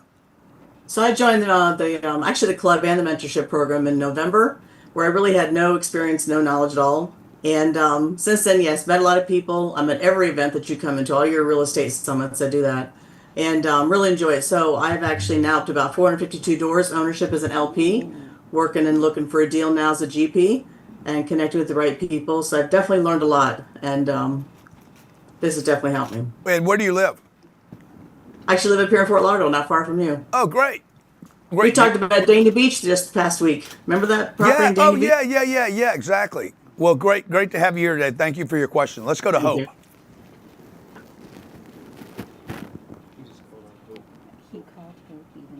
Notice how many women are coming into our group. You know, women traditionally have been the big agents. They need to become the owners. Hey, Grant. Hey there, Hope. How you doing? Hey, I've been doing a lot of thinking about yesterday. I kind of turned my head around more to, what you're saying. Now I'm going to do what you asked. I'm going to throw a what would Grant do scenario at you. Okay. So last night, looking at the news, Amazon is building they bought 270 acres where I'm at. So that's going to be bringing in a lot of jobs. Yeah. And we're in rural areas. So I was just like, I'm going to look at some apartment complexes that are kind of close to this and see what's there. So I find this on LoopNet. It's 162 184 Blake Avenue. It's called Viewpoint Villas, the townhome. 162 what? 162-184 Blake Avenue. It's in Jackson, Georgia, and it's called Viewpoint Villas Townhome. Okay. Viewpoint Villas. Okay, there, I found it. Okay. So they're not telling me what they want for it. But when I looked at the price per unit, I'm kind of guesstimating a 1.2, somewhere around that ballpark. Okay, let me tell you what I think they're wanting for it. Okay, I'm gonna do this, and most of your deals are gonna go down like this. The rents are only $1,380. 16 times 1380. By the way, if Amazon's going in, it's gonna be a blue collar. It's gonna be a blue collar space forever, right? So if you see a let me see, Target, a big Target. You see Amazon going in, or Costco, or like those are typically going to be blue collar markets. They're not next door to a Whole Foods, a Starbucks, a Trader Joe's, Chipotle. You don't have a bunch of retail, So let me see. It's inexpensive real estate is my point, times 12. The most income you can receive on that property, 62 times 1380 times 12 times 0.90 is $924,000 a year times 0.70. You're going to earn about $646 a year in NOI divided by 0.055. Let's say it's going to be worth $11 million. My next math is divide by the 62. It's $189,000 a unit. I'm getting $1,380 a door. I'm probably paying too much there. So it's probably going to be times 62. Yeah, it's going to be, I don't know, somewhere between $8 and $11 million. Why would they not be listing what they're asking for? Well, they're not, because it's not a house. They're looking for intelligent people. So, see, it's 92% occupied. I use 90. Jim, let me see Jim. I mean, you could call. Have you called Jim? Well, I found this last night around midnight. Call and they're actually 678-894-2223. It's midnight. You can call Jim, wake his ass up. What would Grant do? What would Grant do? I wouldn't make an excuse. I would call him. He won't answer anyway. It's like you guys are worried about talking to people that they're scared to talk to you. He's not listing the price because he wants a phone call, and then he doesn't answer the phone. Jet brokers do this. Land salesmen do it. They do it on farms and ranches. Hello, this is Jim. Sorry I missed your call. Please leave a message at the tone. Thank you. Leave your message at the tone. Press pound when finished. Hey, Jim. Grant, give me a call when you get a chance. I'm calling about your 62-unit deal with the Amazon's going in next door. Very interested. I'm a real estate investor here in Atlanta. We're looking to take a position. This is exactly the kind of stuff we buy. Call me back when you get a chance. Man, Do you see me match that female voice? Okay. Anyway, I'm so wrong.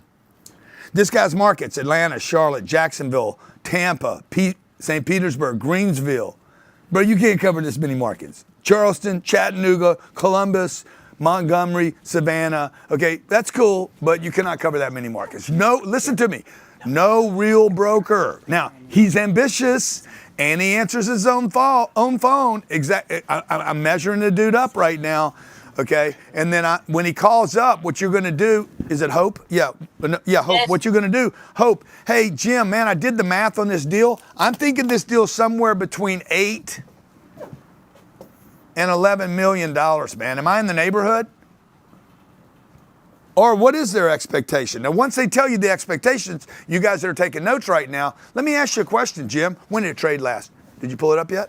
Jared, you were supposed to be on that. Yeah, I know. 10 minutes ago. I didn't find the address in it. Okay. She gave me a range, so. Well, because it's got more than one address. I know, that's the hard part. Did you use the Wayback deal and figure out what this thing has been sold for before to get like an idea of? Yeah, that's what we're trying to find out right now when I get help in here. Okay. I can't. No, can't it's find not it. in there. How about it's giving me a range of townhome addresses that's 40 units. Yeah, okay. It doesn't have an address. But look, I mean, at the end of the day, Jim may not know either. Okay, let's see here. It's a good-looking deal. I can believe the rents are $1,380. I don't know why nobody's there. You guys see what I see? Where's the people? This looks like a movie set. Is that the movie set? Doesn't it look like a movie set? Like, where's the people, bruh? Okay, like, where's the cars? What's missing here? Oh, now that looks real. Okay. Oh, there's some cars. We got cars. No stars, all cars. Okay, like, oh man, you see that back door right there? Man, what you ought to do on this deal.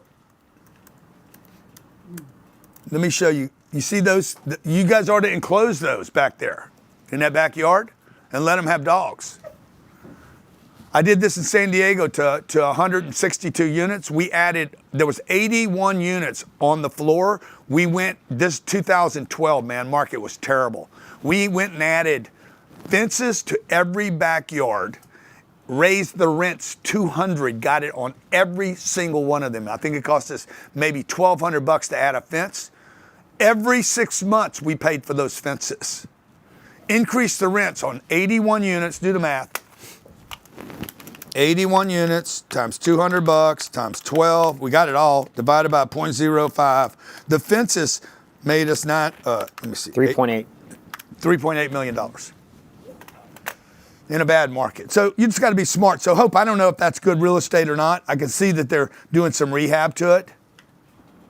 I was just looking at the potential with the Amazon Center, like a job. It's still going to be a blue collar. It's still going to be a blue collar job. I don't know. It's affordable housing though. $1,300 rents or $300 below the average. I appreciate it. Yeah. How long you've been in our mentorship? How long? I didn't hear. Let her talk. Let her talk to me. I'm talking to her. I'm not talking to y'all. I haven't actually joined yet. My husband has been in your Cardone Ventures for a while, so okay. What's hanging you up, Hope? Just not knowing. Well, I mean, I guess it would be partially the funds, and then just understanding the market a little bit more. Yeah. Okay. Well, when you're ready, hey, when you're ready, we're ready. Okay. When you're ready for my assistance to get these deals done, I don't personally love this deal. I don't love the Amazon story, by the way, going forward for jobs. I think those are more likely to be robots in the next 8 to 10 years than they are human beings. I got you. And if they are, what will happen in this country is you will have destruction across those marketplaces where you do not have populations. You could have deceleration of rental prices around the country in markets that do not have populations, and you could have everything move to micro cities. You know, this thing about, hey, you will own nothing and be happy about it, that ain't gonna happen everywhere. Because some people are gonna live off the grid. I'm gonna live in Texas. You're gonna live in Texas, bro. And it's gonna be cheap to live there, and you ain't gonna have any neighbors. And most people cannot live like that. So, where do you live now? Well, we're currently in Yatesville. There's nothing here except for a Dollar General. It's very rural. But this build is really kind of big for the area because, I mean, it's just country. And a lot of people aren't happy about it because from what I understand, these data centers are water suckers. Yeah. So, no, people aren't happy about it. Yeah. But, I mean, it's an opportunity that I was thinking capitalize on because it's like, I'm looking like 5 years down the road of like raising the rent. You know, there's going to be people, like an influx of people coming in hoping for jobs and keeping an occupancy. That was just like my mindset. But again, like, don't really know. Okay. Okay. Well, thank you for being here. Hope, tell your husband hello, okay? Let's go to Teresa. Q&A, folks.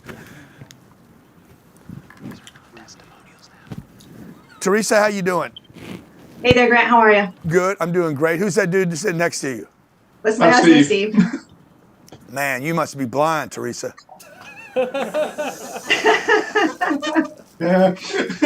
Face for radio. Hey, where do you guys live? So that actually leads right to our question. We're from upstate New York, St. Johnsville. Okay. So it's a tiny little one-stop lake town. Yeah, after COVID, a bunch of people moved up there, right? Yeah, actually, that's true. Are they moving back to the city now? Our area, I think we kind of heard stories hit or miss, but nothing, no huge influxes where we saw any numbers change. All right. And what's your question? So basically, we've been in the investing arena for almost 10 years now. We've done it chipping away slow, one property at a time. We started with the duplex. We've almost 10 times that. We have 18 doors in our tiny little area right now, and our goal is to 10x that again.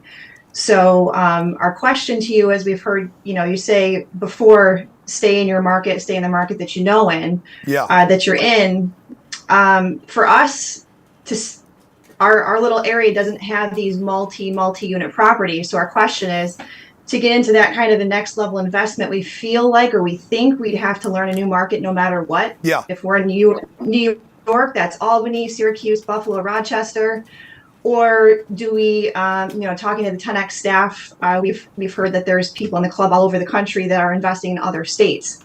So if you were in our shoes, we have a lot of equity in the doors that we do own. We own our house outright. If we were to get into this multi-unit game, do we learn what next market do we go to? Good. Great questions and very focused on your questions. So number one, how many units do you have right now? 18. You got 18 units right now, and how much equity in those 18 units? We have about 1.1 million in equity. Okay. And those are located where? Right in the Mohawk Valley. Mohawk St. Valley. Johnsville. St. Johnsville, New York, right where we are. Yeah. I didn't even know you guys could call something Mohawk anymore. Okay, so let me ask you this now. The 18 units, you got $1 million. This is equity if you guys sold the deals. And what is your target? This is where you want to go. How many? 180 units. 180. She wants to 10x. It's an arbitrary. It's a way to scale something, right? You just say, I'm at X. I'm at 1. I want to go to 10. I'm at 10. I want to go to 100. I'm at 100. I want to go to 1,000. Okay, it's a game you play. Now, if you sold these and ended up with 180, would you be fine with that? Yes. I would use the $1.1 million. I would find 10 people that could add $1 million. You have $11 million to go buy $33 million worth of real estate. That could be one deal. You could make your entire move, one deal, one raise, one time. Where do you go? Now you pick your vehicle. I need a car to take me 8 hours. You can't get in an Uber with a 4-hour battery. Okay? So you're like, I'm looking for $133 million deal. Where do I go to do that? Okay? Now you're going to pick Rochester. I mean, what if you're going to stay up there, right, with the ice and the snow? Rather move south. Yeah. Okay, so where when I look at a this is what I was doing when I was in Los Angeles. I'm sitting in Los Angeles, it's 2010. I'm like, what's happening? And I started looking around the market. I took the whole map of the United States, pulled out,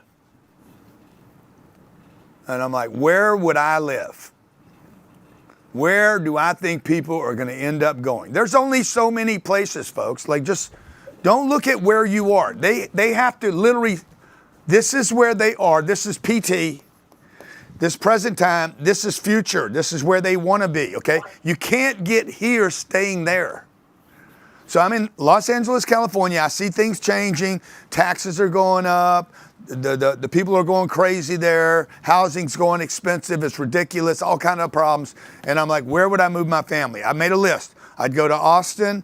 No way I go to Florida. Impossible. Not going to Florida. If I went to Florida, it would have to be somewhere sexy like Miami or Naples. But I don't think I'm going to go there because they got mosquitoes and they got humidity.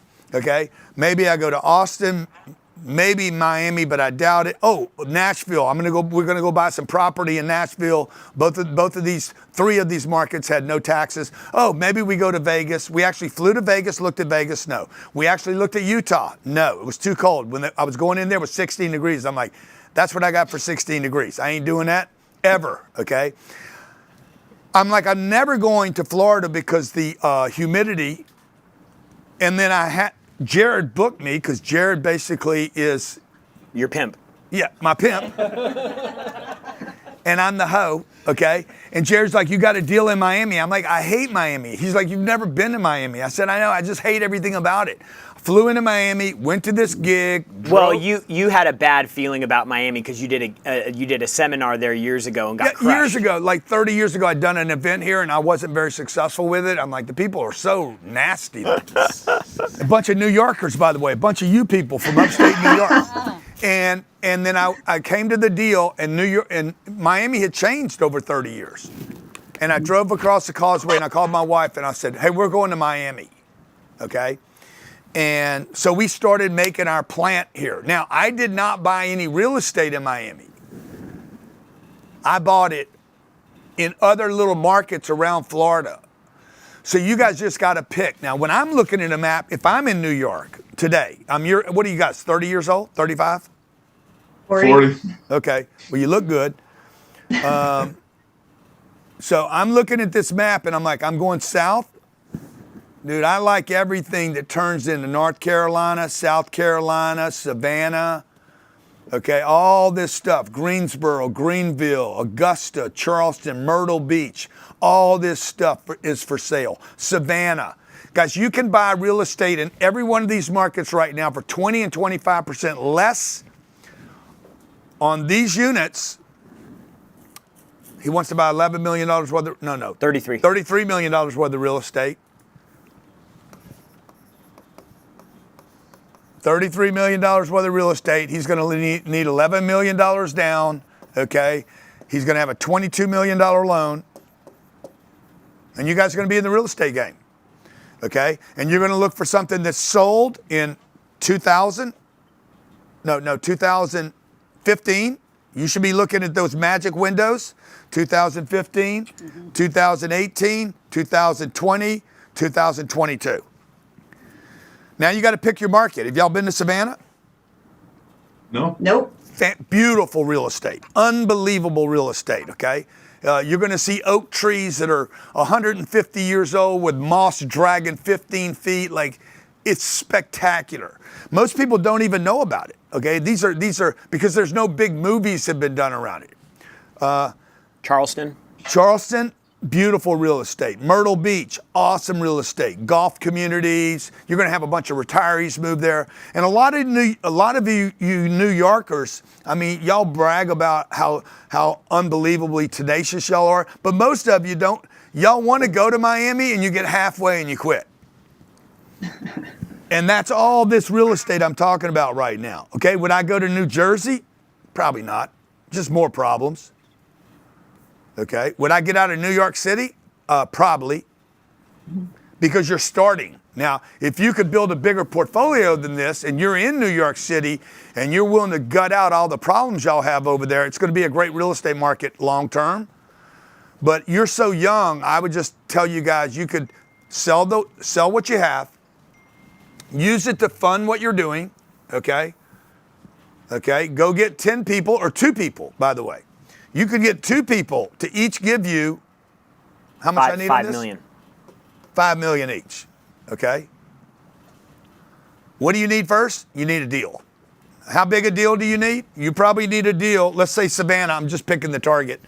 It's a $33 million deal, okay? It'll buy you 150 units at $220 a door. I think that's right, something like that. 150 exactly, good math. Okay? Or you could find 200 units at $175,000 a door. It's going to be close.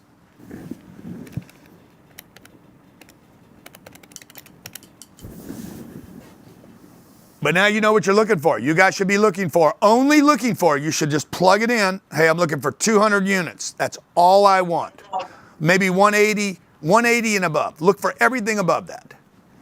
And then, Okay. and then, you know, you might find a deal. Like a guy came to me the other day and says, hey man, if you give me $3 million, I'll make you a 50% partner in this deal. I'm like, okay. It's 400 units. So there's deals out there. So maybe you solve somebody else's problems. All I'm telling you is your timing is perfect as long as you have a deal. I can get you debt, no problem. I can help you with the debt. I can help you with the equity. This is the only thing I can't help you guys with. I mean, I can help you with it. If I'm working with you, I can help you with the confidence. Because what you guys are going to do is you're going to leave here and then you're going to want to go do this and then you're going to want to pull back. It's natural. A rubber band wants to stretch and pull back, right? So you're going to stretch and then you're going to lose your confidence because the truth is you have no reason to have confidence doing a $33 million deal because you hadn't done a $33 million deal. Once you do one, then you're going to want to figure out how to do a $50 million deal. Once you do that, you're going to be like, oh shit. You're going to find out it's easier to do bigger deals than to do smaller deals. Awesome. Now, last thing I'm going to say is I would put your portfolio on one spreadsheet, build a P&L on one spreadsheet, one deal, advertise for investor, tell them that it's a must sell, urgent, I'm in trouble. You're going to troll for some guy that wants to beat you, and then you're going to clobber him. Awesome. Okay. Okay? Aaron. Let's go to Aaron. Hope that helped, Aaron guys. next. Thank you, Grant. Yeah, appreciate you guys. I just gave them $33 million worth of advice, by the way, for free. Aaron. See, there's some people saying, I'm in Savannah. I'm close. I can help you. Okay, yes, sir. How you doing, Aaron? Doing good. So I'm sure that many of us, here on the call today, we're looking to transition from our W-2 job to, doing full-time real estate. My plan was like 3 to 5 years, right? And I had it. I'm like, okay, I can do this. I got caught up in the recent Microsoft layoffs. So my question to you, Grant, is I wanted to transition, 3 to 5 years. How do I accelerate that? What are some things that I can do to accelerate maybe, and I'll give you a little caveat to that. I got 9 kids to feed, right? So I got a big wagon to pull here, right? So my question is like, does it make sense to go back to W-2 now and do that for another 3-5 years, or should I just like fully transition hard? And what are the things that I can do to make that happen? Well, how much money you earn at Microsoft? It was like 191 base and like 320. Yeah, and then so when does that end, or is it already ended? Yeah, the severance is for like, I don't know, maybe 2 to 3 more months. And then you're gone. Yeah. Yeah, and how much dough you sitting on? Everything about 800. Everything's 800. So I'm gonna take the 800, and I'm gonna invest it in a deal. All of it, by the way. I'm going to zero.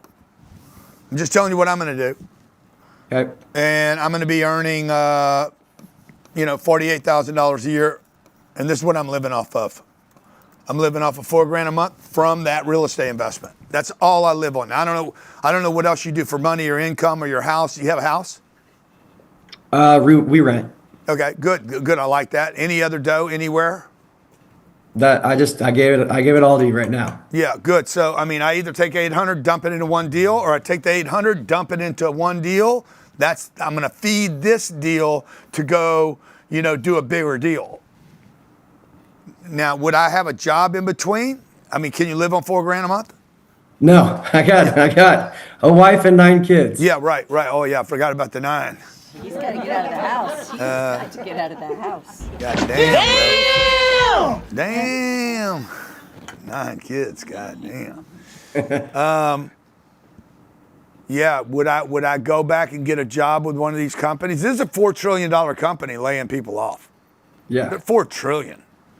I get heat for laying people off. What's he do? What do you do? You're an engineer? Engineer, account manager. Yeah. Yeah. Oh, salesperson. Yeah. I mean, look, I think am I gonna go hard on this? I think I'm probably gonna replace my income with another job, just to be honest with you. Okay. But I know I can work 100 hours a week. A lot of you guys won't work 40. You won't work more than 40, and you got 9 kids. My kids are calling. I answer the phone, but I don't talk to them. I'm like, man, I got to call you back. But I'm gonna be available for them, but I can't give them any quality right now anyway. So I say, hey, I got to call you back, and I will. But I think I'm gonna go pick up 100. I'm definitely gonna do this either way, and then I'm gonna go pick up 100 to feed the kids. Yeah.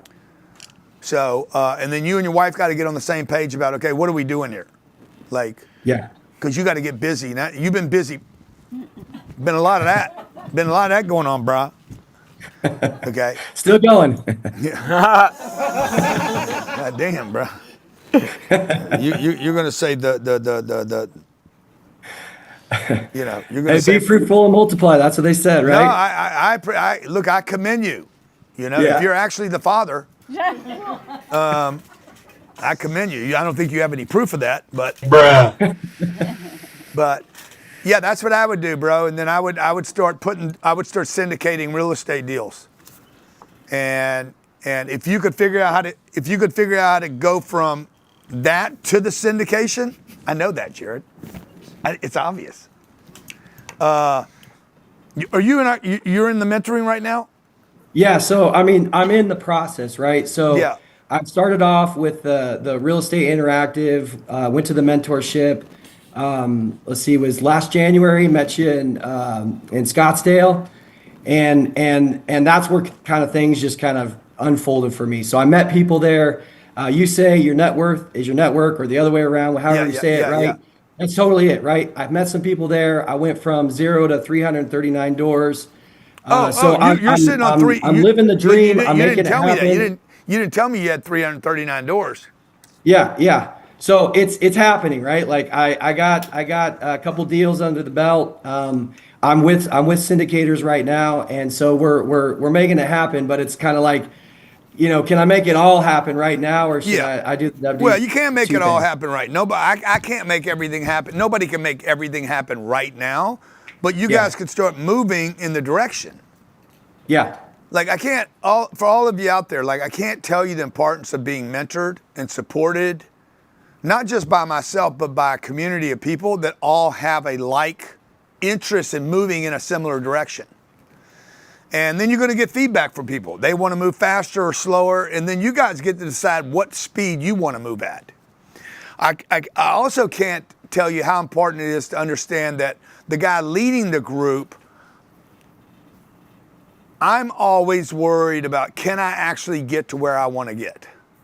Like there's tremendous self-doubt in all of us about where we can get. I'm talking to my 13-year-old this morning. I said, you think we can, there's this thing we're working on. I'm like, hey, Scarlett, do you really think we could pull this off? And she's 13 years old. Like, I really probably shouldn't even be asking her.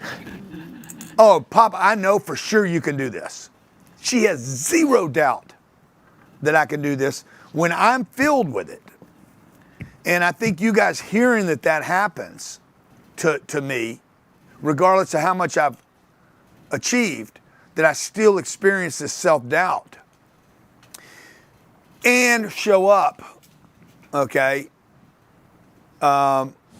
makes it all right for everybody to have some self-doubt and continue to show up. So I appreciate you and your wife working on this, having the 9 kids, man. I wish I would have had more kids. I mean, I'm being really honest now. And the fact that you've already picked up 300 units and you got 800 grand, this is fantastic. So I look forward to helping you grow out of this problem of having to worry about a $1 trillion company getting rid of you when they're done with you. And that's going to happen to everybody, by the way. Guys, you're going to see, I believe in my lifetime, I'm going to see the largest unemployment we've ever seen in America in the future. We're going to see companies start moving to robotics. This is a real thing now. It's happening. You're seeing AI replace graphics and cameras and editing, and like there's a lot of change. So we hope you guys take advantage of this opportunity, start investing in America. There's so many things that says this is a great time to do this. I talked about this yesterday morning, okay, about timing. You know, in real estate, they say, look, don't wait to buy real estate, buy the real estate and wait. Okay, you just wait. You wait for time. Now, this isn't a single family home. So typically what you guys do is y'all wait until you die and you're 89 years old and you die, and then you sell the real estate, and then your kids chop it up. In that case, they're going to chop up that house 9 ways. Okay, they're all going to make a decision to sell that one house. Now, when they go out, when Aaron and his wife decide to build a portfolio, and they got 30, 40 years to build a portfolio, and they end up with 1,000 units, and it's 2045. Guess what? When he dies, he's not selling the real estate. They're just sending the cash flow. Bang, bang. Kid 1, 2, 3, 4, 5, 6. They disinherited 7 because he turned out to be a bad one. 9, and the wife, okay? Everybody gets a check. They get it from where? From the 1,000 units. They never sell the asset. There's no reason to sell it and chop it up, okay? This is stupid. America's doing this. They're passing nothing on, ever. You basically die, they chop up the house, the 3 kids or the 9 kids argue about, oh, look, Dad died. You won't even be cold and they'll be chopping that house up, okay? As opposed to, they have an asset, he dies, the rent's still coming in. 992 people are going to pay you next month $3,000 a month. And that's what the rents are going to be in 2045. $3 grand, $4 grand, $5 grand. He doesn't have to do anything. He dies. He dies. The wife gets remarried. She goes and has another 5 or 6 kids and repeats the process. All right. And by the way, there's a big benefit of not giving your kids these 1,000 units, just the drip. Kids 18 years old, you don't want to drop, $200 million worth of real estate on him. You want to be like, here, bro, I'll trust you with $3,000. I trust you with $4,000. Not, here's all my, because most people don't even want that. And all you guys that own businesses, by the way, you bought a business back here, this is your business, and you're going to pass it on to your kids. You ain't passing that on to your kids. Your kids do not want your company. Okay? Most of your kids do not want to inherit your company. I'm talking about my own kids. I don't know that my kids want my company. But I'll guarantee you, they want the cash flow from the real estate. Mm-hmm. They might not want to run this business, the education business, because it's a lot of work. Here we are on Saturday, Sunday, educating people. This is the easy part. This is the fun part, by the way, educating you guys. Just getting you to come here. What did we spend just to get? $1 million. We spent $1 million. Everything that we'll earn on this mentoring program, we spent beforehand to build this network in advertising on Facebook and Instagram and YouTube. Okay. Yeah, let's go to Jamie. Let's go to Jamie.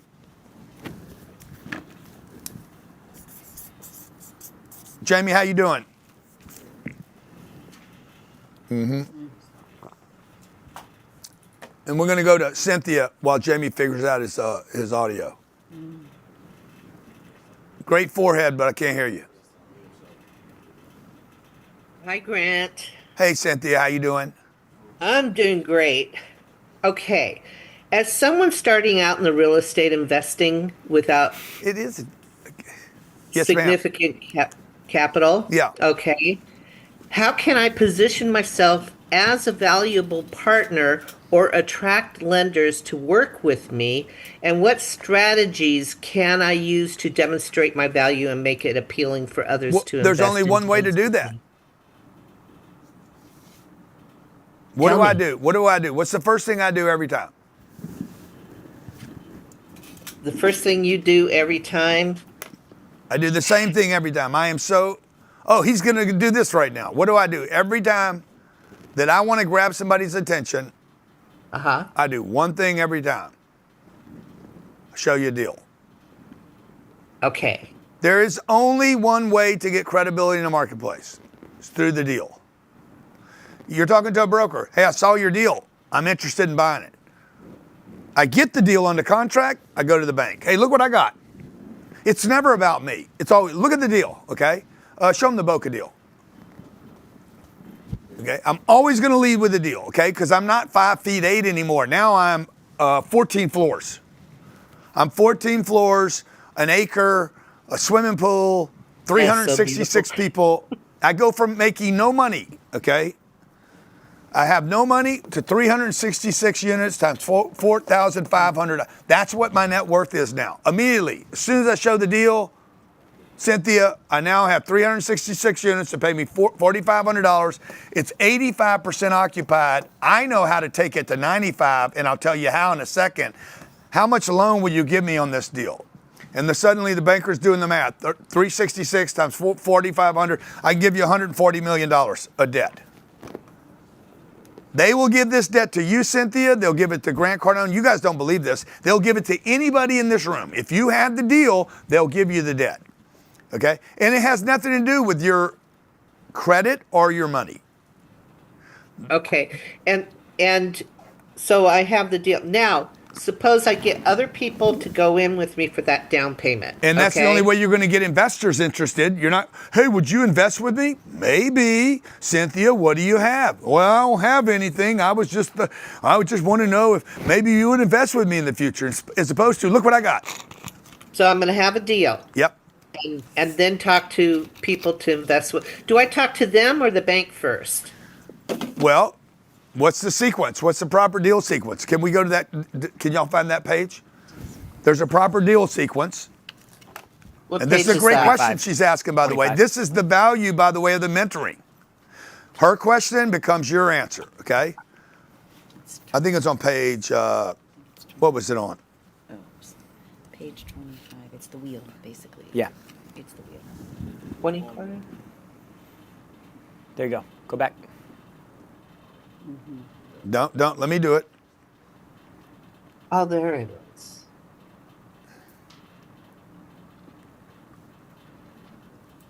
Y'all messed me up. It's showing on this on the feed. Oh, it is? Okay. Find the deal. Contact the broker. Underwrite the deal. Write the LOI. Get a debt quote. Raise the equity. Close the deal. Manage the deal. And exit. I must have missed that part when I was on the phone with Jared. Yeah, that's all right. But that's all right. You guys are going to miss a bunch of stuff. I'm going to show you something today. You're going to grow as an investor. You're going to grow as an investor. I'm going to tell you something tomorrow that I told you yesterday. And because you're different tomorrow, you're going to say, I didn't see that. That's right. So this is the value. This is the value of not learning something that was written in a book 700 years ago, but learning something that is happening right now. That's why I always go back to show you guys deals. Some of you guys think I'm bragging about my deals. Actually, I'm sharing with you in real time the deal market.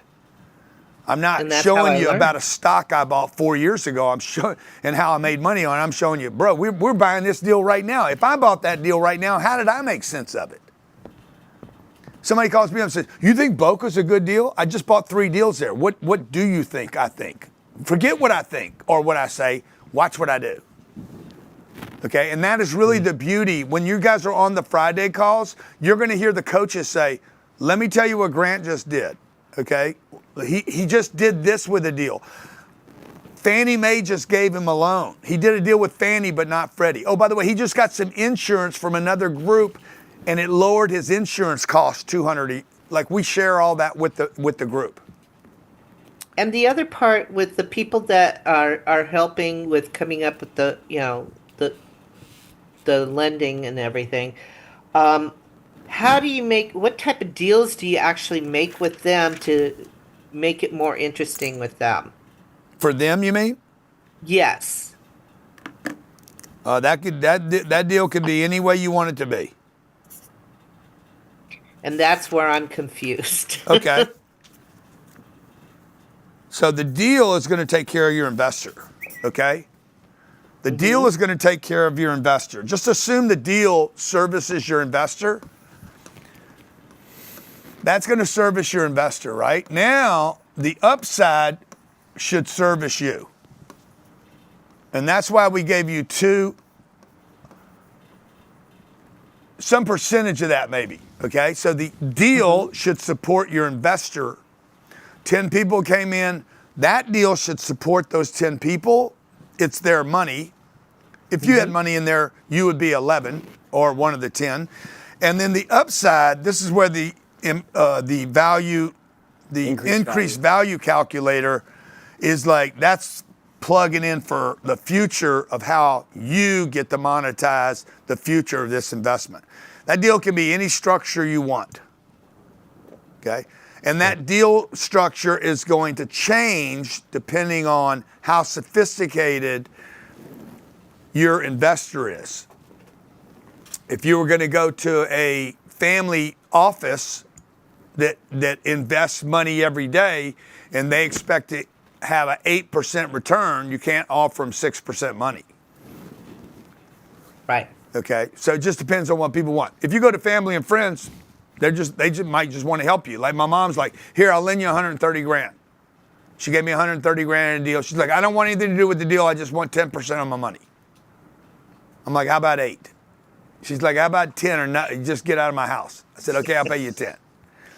And by the way, I end up making 35% on my money and only paid her 10. So, great. Yeah. So it just depends on your audience, really. Okay. Let's go to, thank you for being here, by the way. Waleed. Let's go to Waleed. Hey, Jim. Waleed, how you doing, man? Hang on, you gotta go ahead and unmute. Unmute. Waleed, we can't hear you. Go ahead and unmute. Okay now? Yep. Yeah, go ahead, G. So my question is about as a Canadian citizen, if it can invest in the real estate on the streets in the US. I can't understand him, guys. Yeah, I can't really hear you. Yeah. Okay, so like I'm Canadian. I live in Montreal. You live in Montreal. You live in Montreal. Yeah, and I want to invest like in the USA. Like on the He wants to invest in the U.S. Yeah, you want to invest in the USA? Well, you should. Number one thing you should do is just become the 51st state. I'm gonna vote yes. Don't fight it, dude. Don't fight it. Just lean into it, bro. And if you make over 200 grand a year, you can invest in the United States with very little issue, other than regular forms that you have to sign. You make over 200 grand a year. We've changed all the rules since March of this year. $200,000 automatically assumes that you are a sophisticated investor. You write a check for 200, boom, you're done. You got to do. I got to do know your customer. He needs a tax ID in the U.S. I don't think so. No. I don't know. We'll figure it out though. Text my office 305-407-0276, 305-407-0276, and we'll figure out how to get you invested in one of our deals. Okay. Or I'll go buy one of those gold cards from Trump, $5 million. Yeah. I don't know why you Canadians just don't join the party. Shit, if I was Canadian, I'd rather be an American. Lucas? With Canadian background. Jared hates me talking about the Canadian thing. No, I like Canadians. They're really nice. When I'd had tough days and get hung up on all day, I'd call Canada because they're just so nice. They don't hang up on you. Yeah. Okay, let's go to Mr. 10X. Lucas. Lucas, I love that shirt. I love that shirt, dude. That shirt rocks. Me too. Thank you. Thank you for having my question. Well, I am in the process of relocating to Miami, and to earn 1 million on my first deal, which neighborhood near Miami, Fort Lauderdale, Hollywood, what price per unit? It's not really about the neighborhood. The neighborhood's not the issue. The issue is you're going to go with 4 units, 8 units, 16 units, 32 units, 64 units, or 128. It's math, guys. This is pure math. Okay. Now, do you want a better neighborhood? Of course, because the better the neighborhood, the more you can raise the rents. This is a $41 raise. I got to raise the rents $41. This one I got to raise the rents $1,250. Is there a neighborhood in Miami that you can raise the rents $1,250? Yep, there is. Brickell, the Arts District, Wynwood. Boca, Fort Lauderdale. Now, you're going to have to find something where the rents are only $1,250. You're going to have to go in there and probably put in a new kitchen, floors, backdrop, fix it, get everybody out of there and raise the rents to $2,500. We did this, by the way, in a deal in Boca. Can you show them the original Meisner deal? I think it's called 10X Meisner. Those rents were $2,300. I bought it from a guy that bought it. He bought, I think it was like 80 properties. I called and congratulated him. Out of those 80 properties you bought, Jonathan, would you sell any of them? Yeah, man, I got this one deal in Boca. It's too nice for us. I'd never heard that before. I said, what? He's like, we don't like it. It's too nice. They like value add. That's what his business model is. Everybody's got a business model. I know people's Section 8 business model. Entry-level government checks, that's all they buy. Then there's the value add. Then there's the newer stuff that has some increased value. Then there's the great stuff. He sold this to me. It was a different color. We raised the rents over $1,000 per unit. There's 232 units there. We increased the value of this property $25 million in 18 months. It was fantastic, and it's still fantastic. Less than 2 blocks, actually less than 1 block away from this is that other Boca deal I just bought. So what do you guys see me doing? Concentrated investments in neighborhoods. So I guess my answer to you is do the math. You want to make $1 million? Now the question is, how can you make $1 million for you and $1 million for each one of your investors? And that becomes even a better story and an easier way to raise money. Let's go to Marcus and then to Randall. Thank you. And this is what I hope to do with you guys over the next 52 weeks. If you guys find value in this, make sure you go to grantcardone.com/join Join, grantcardone.com/join. It's $5,000 for us to mentor you on a weekly basis, folks. Real estate mentoring. Let me just tell you what's in it before I take Marcus's answer. Real estate mentoring class. Coaching calls weekly. Also, they're recorded in case you miss them, okay? Real estate masterclass, that's lifetime access. That's a $10,000 product. Intro into buying apartments, fantastic information on how to manage, lease, exit, underwrite, raise money for a deal. All brokers. Real estate resource book, $2,500. We include that. You'd have to pay for that, by the way. I think it's $2,500. Free. Okay. The private networking group, you cannot buy this. The only way to be part of this networking group is to join the mentoring program. And you get to go to 2 conferences, the Real Estate Summit for free and the Wealth Conference for free. Those are $10,000 seats that you get for one-time pay of $49.97 or $6,000 over time. GrantCardone.com/join. Also, this is lifetime access.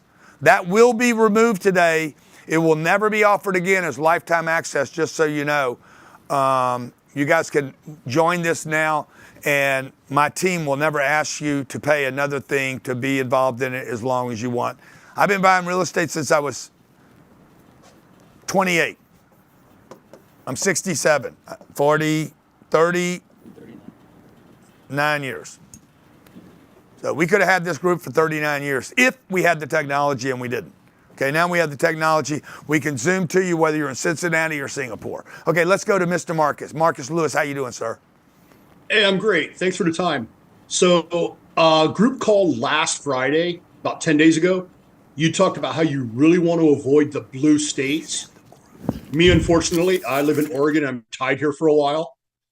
What do you, what would you want to do? Because obviously I want to stay in my market when I can go walk down and, get a real feel of the property based on everything you've been saying. What would you do out here in the Northwest? Like, I've looked at Boise because Boise's still staying red and it's, seems to be growing pretty quickly from when I was out there 2 years ago. What would you do if you were in my spot? And where are you right now, Marcus? I'm in Eugene, Oregon. So college football, the Ducks. Bro, I like it up there. I got to tell you, man. They beat these markets up. They do stupid stuff, and then the people go rational again. They get rational and sane, and you're seeing a big flip around the United States right now. People are tired of the dumbness. Like, it's not even blue or red anymore. It's just like, come on, guys, we're insane. This is insanity. We're destroying our property values. And Oregon is beautiful country, man. Like, you cannot get Oregon anywhere except Oregon. So I don't know that I would give up on those markets. I would find those pockets people want to live in and make big bets. Okay. Would you look, I'm from Lake Charles. I'm from Lake Charles, Louisiana. Okay, like, it's a refinery town. 90% of the people I grew up with, maybe 95, never left. I did, but they didn't. There's 2 dentists there, Mark and David Dolphinball. I played with them when I was 10 years old. They're still there doing teeth, 57 years later. So, would you, with everything with the universities here, I know you said stay away from like the student housing and such. With where I live in Eugene, they're constantly building a new high-rise apartments because the city zoning. Yeah, they're not allowed, sprawled out. Right. What would you start looking for here? I would try to go buy some of that sprawled out stuff. The older, that they won't allow you to rebuild anymore around some of the vertical stuff. Okay. Because I think that sprawled out stuff is going to be very, very valuable in the future when nobody can build it again. Okay. And then and the college thing, look, I might be completely wrong on the college thing. I don't think I am, but I could be. But it has never been I know this, Freddie and Fannie are going to penalize you for buying college towns. If you're more than 40% military or 40% housing, college, what's it called? Student. Thank you.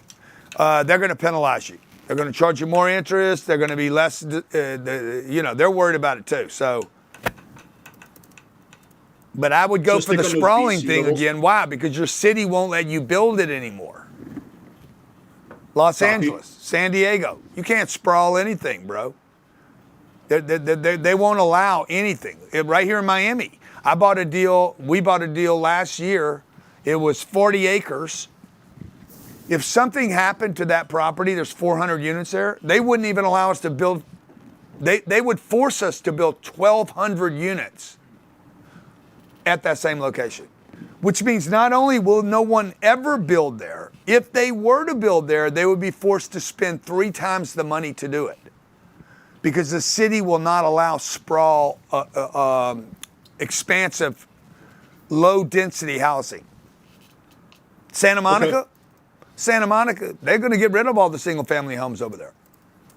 They're doing deals right now. They're going to go in there and they're going to build some 15-minute city over there. They're going to build they lost 14,000 units there. Somebody's going to go in there and put in, I don't know, probably 25,000 in a town that had 14,000 homes.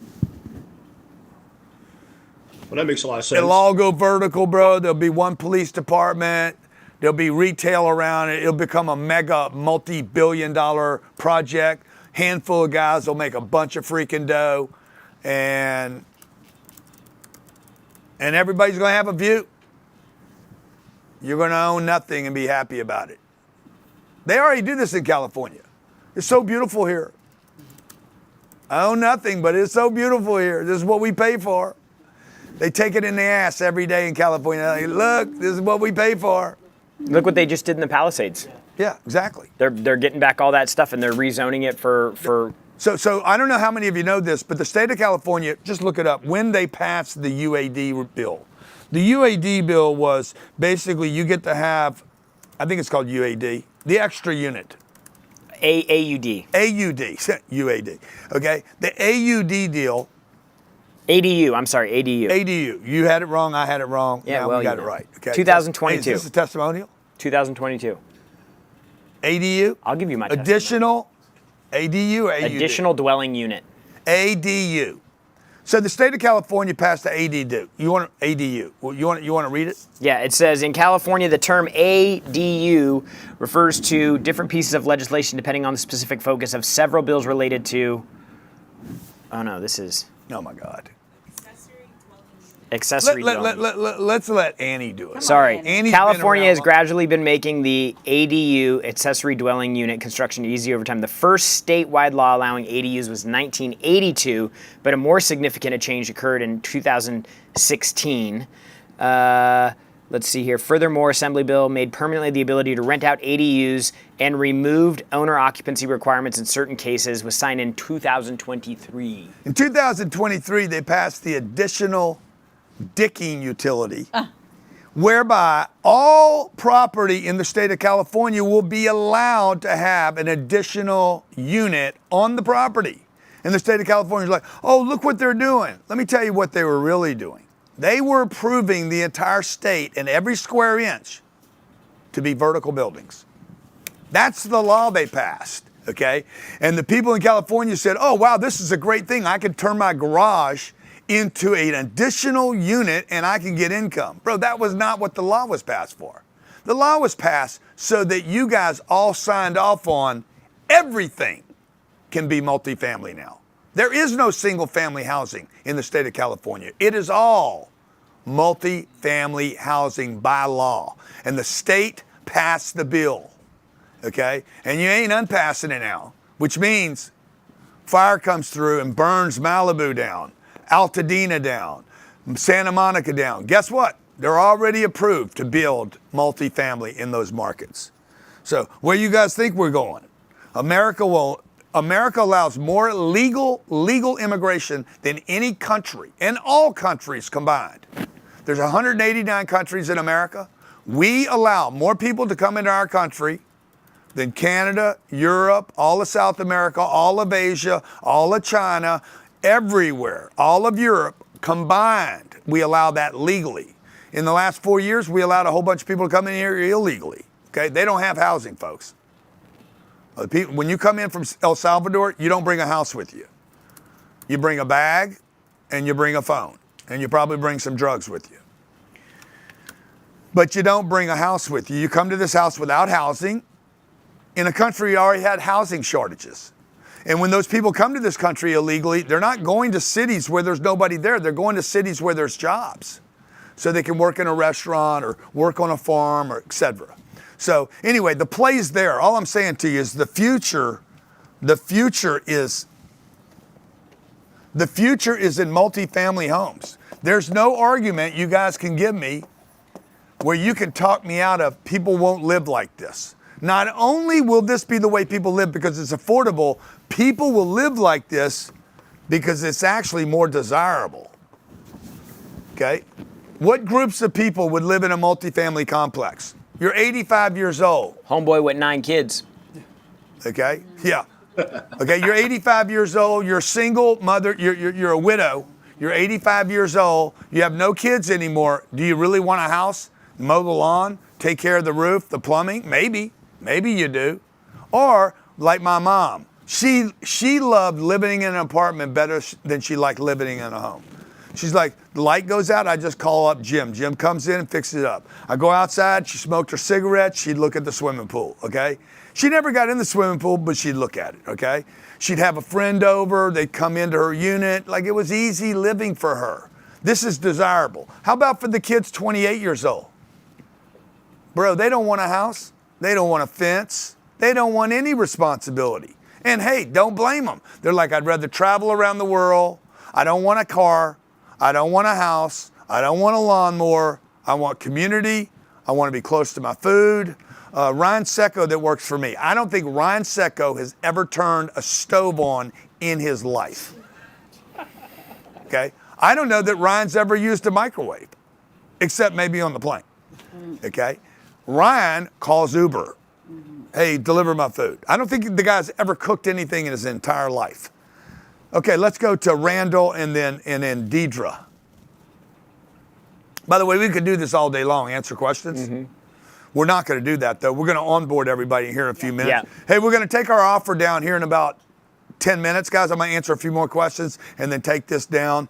GrantCardone.com/join. Join. GrantCardone.com/join. It's $5,000. It's tax deductible. Let me tell you one other thing. What's the tax code again? 469C7. 750 hours a year. Tax code, what? 469. 469C7. Not only is this tax deductible, 100% tax deductible. That's a reason to do it. Okay? Not only that, we're going to do 1 hour, 52 weeks of the year. That's 52 hours. Plus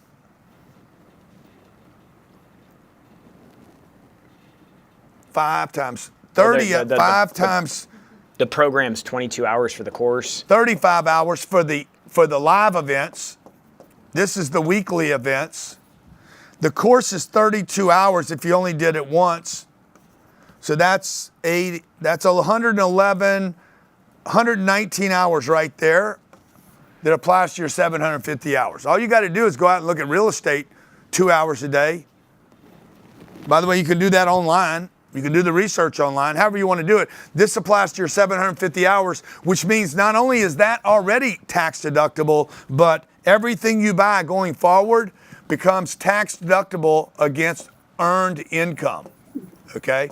Now you should check with an accountant to do your homework to figure out how all your earned income in the future would be written off against all real estate purchases, meaning if you made $1 million a year in real estate or at Google and you bought a piece of real estate that had $1 million loss, the way I understand this tax code and the way I've used it is my tax bill is zero. Okay? But you guys have to become professional real estate investors to qualify for that. Even if you don't qualify as a professional real estate investor, it's still tax deductible based on tax code 469C7. 469C7. Look it up for yourself because your $5,000 is deductible when you pay it today. Okay, let's go to Randall. Hey, Grant, how you doing? Good, sir. How you doing? I'm blessed. I want to thank you first off for doing the Arizona thing a couple of weeks ago, then for hooking me up with the veteran group. I'm closing on my first 5 unit right now. I'm able to out 200% in 210 days, which will give me a $3 million to invest again. Plus, I've got $2.8 million with assets, which I'm liquidating right now. That being said, can you get on your computer real quick and look up? Would you recommend that people join the mentoring club? Has it been worth the money to you? It's totally worth it, 100%. Okay, what's your question? Would you get on your computer real quick and look up 2730 McMillan in San Luis Obispo, California? I love that market, 2730 McMillan. I sent you a PDF on it. I mean, I'm switching my screen if I can to show y'all. Oh, no, my background's on. I can't show you the area. What's the address again? 2730? 2730 McMillan Avenue. With your underwriting tool, it is coming up at a 4% cap at 18 million. That is the cost to build. I wanted to know if you wanted to invest in that and let me manage the property and give me 20%. And then I've got another lead for you for another unit, a 26 unit place in Pismo Beach. I'm trying to put money in your pocket and my pocket. Is this it right here? No, that is not it. 2730 McMillan. Oh, is this land? That's it. Is this land? It is a brand new build. Is it land? Is it built? Is it done? It is not done. It's got the permits in place. It's ready to build. Total cost is 18 million, which is what your underwriting tool says the value is. Now it's Section 8 income on here because we are in one of the highest paid Section 8 I would not do incomes. this deal. It violates. It violates his No, I rule. would not do Doesn't this. cash flow from day one. No, I do. This is a rendering. Okay. I was going to give you a cash flow deal to offset that. Yeah. Yeah. Look, the thing is, you guys have to know your investor too. Like Grant said earlier, like he doesn't buy Section 8, he doesn't buy student housing, he doesn't buy self-storage. Like that's just not his business plan. I would let these people finish it and then go buy it. I just figured it was worth pitching you, man. Yeah, no, it's good. It's good. It's awesome, dude. You got to look at a lot of deals, guys. I look I'll at a just lot of build it deals. myself. Yeah, great to have you here, brother. Appreciate it, man. Thank you. Glad you're doing so well too. Let's go to Deidre. Deidre Johnson. Hello there. Hey, Deidre, how are you? Okay, so I'm following up on yesterday's question, which I don't have any deals. I'm in the club. It's being mobile more. Grant, you had a story a few days ago. What you were saying about a 4-unit, something new. Did you say, Fanny? What you said was, I have the link, but you know, at 5,000 down on 100,000 purchase, live in 12 months, does not affect your income. I have a question. What does that mean? Do I not pay rent and then move out and raise the rent 200 and make 200,000? And that depends. I asked the question. It depends on the numbers. So Deidre, what he's talking about, so Fannie Mae on a 4-unit deal or smaller, Fannie Mae will let you buy that deal right now for 5% down. They'll loan you up to $1.396 million, and you have to occupy the property for the first 12 months. Maybe you have a life event comes up that forces you to move out earlier, and then you have to put a renter in the unit that you vacate. But what he's saying is, you buy the deal, you rent one of the units from yourself. Let's say they're 1,000. You rent one from yourself at 1,200. And then when you move out, the new renter comes in at 1,200, and then you raise the rents on the additionals to 1,200 each. Yes. And now you have you have all 4 units at 1,200 a month. Okay, and then the 5%. What was that? 1 million? What the loan? Did you say? Let's say you bought a deal, 4 units. Where do you live? Vista, where you love and left, but California. wherever. So, Oh, in but I California? want something in the north immediately. Yes. San North Marcos, of you California. North something. County, San Marcos, Escondido. Okay, Vista. let's say you bought 4 units for $180,000. How much is that? 4 times it's 7. How much is it? 720. 3, yeah, 720. Okay, it's 720,000. You can put 5% down. So it's $36,000 down, and you're going to finance, I don't know, whatever that number is, 684. Yeah. You have 4 units.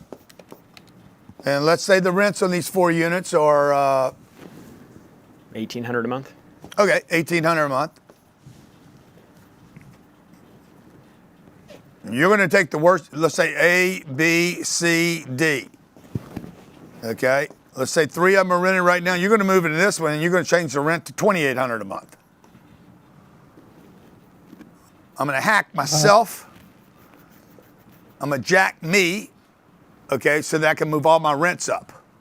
I'm gonna keep these guys at $1,800 a month until they move out. Now, you could have some kind of rent restriction in California, which you probably do. But I can do myself and nobody's gonna complain because I'm not suing myself, okay? So I'm gonna put myself in at $2,800. I'm gonna move into one of them, maybe.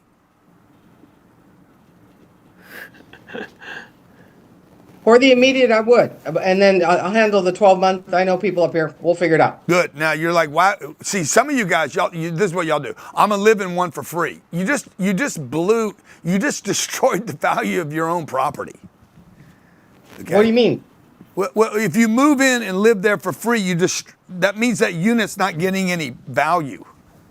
And the value of your real estate is based on whether the rent is collected.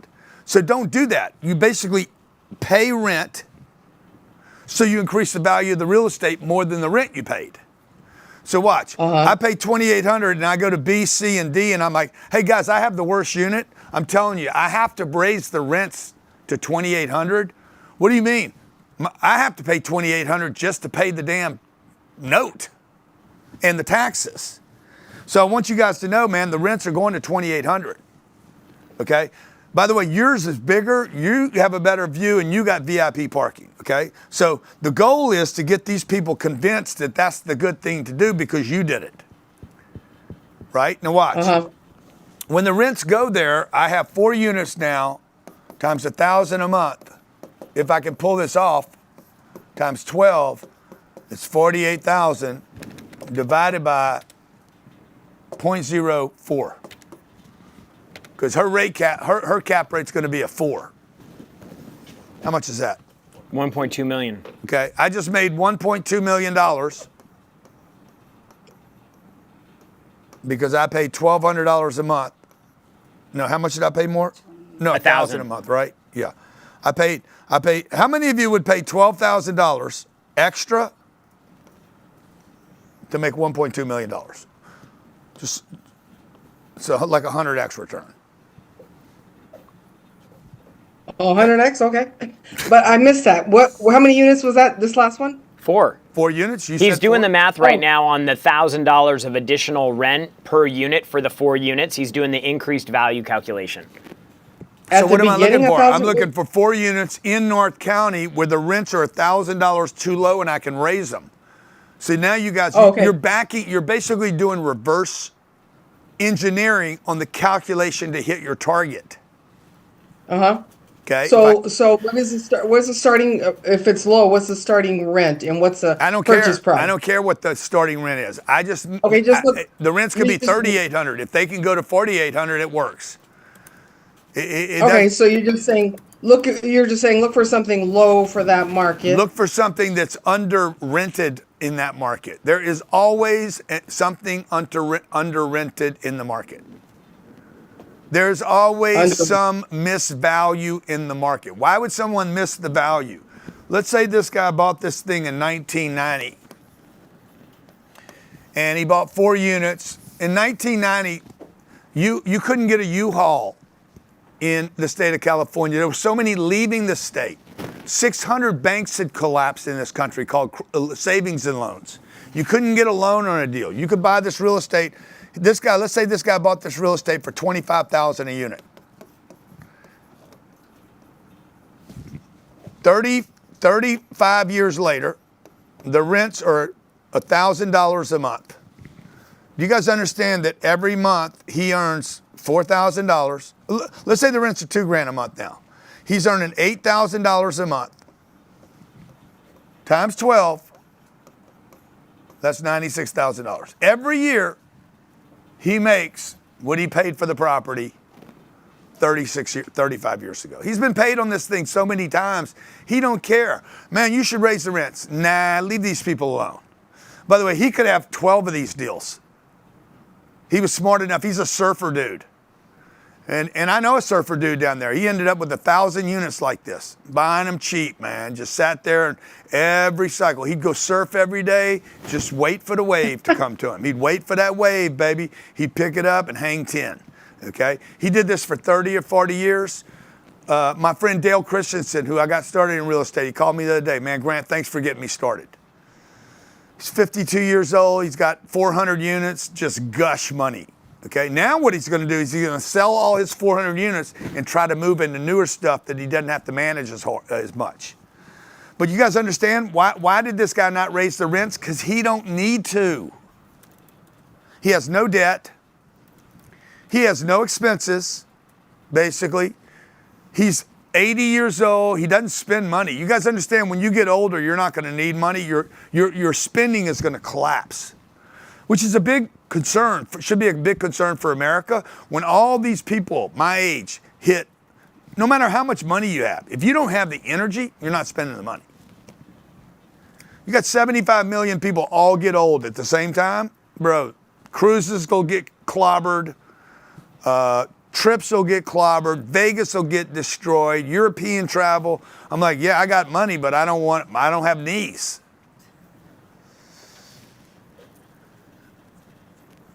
Okay. Yeah. And right now I'm renting 2,500 2-bedroom, and I haven't rented the second room, so I'm just busy. Yeah. So if it's a 2-bedroom, it's a done deal. So.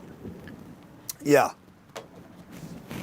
Okay, hope that this is just simple math, okay, and keeping you guys focused on where to go to do a deal. How old are you? I didn't hear her. She got muted. Again. I mean, she's old enough that she's not going to probably go back into coding or into sales, pharmaceutical sales. So, but okay, I said jokingly I'm 4 years old, but I've been just what do you call it? Watching all these internet businesses. I just so happen I got 4 of them, and I don't have to work 100%. So I just been letting my money ride, and now I have to put on the brakes, and I can quickly get some money, and then we'll focus on you because I'm really bought because of this debt inventory. Yeah, and, so and my point is, Deidre, no, regardless of her age, everybody can play this game. You can be 17 or 77. It doesn't matter. There is no restrictions in real estate. You don't need a license. You don't need money. You don't need credit. The way I'm buying it, you don't. Okay? You don't need credit because they're going to lend you against the property, not against you. So Fannie Mae cannot turn you down on these because of your credit.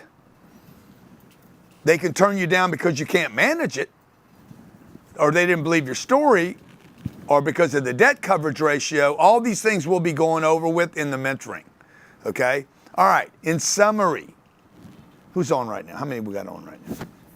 I want to be sure. Okay, because I can't. I know you guys will have questions until midnight. 784. What I want to do is transition into the onboarding right now. I think that's the best thing to do. What do y'all think? Yeah. So for all of you that took advantage of the opportunity we proposed to you today, okay, this is going to be the last time we offer it to you. Weekly coaching calls, real estate masterclass, buying apartments class. That's 32 hours of content right there that you own for life. The resource book, which you'll never get rid of. The private networking group, which is priceless and you can't pay for. And twice this year, you get to come to a real estate conference and to our wealth conference. Both of these are extremely valuable. 4 days.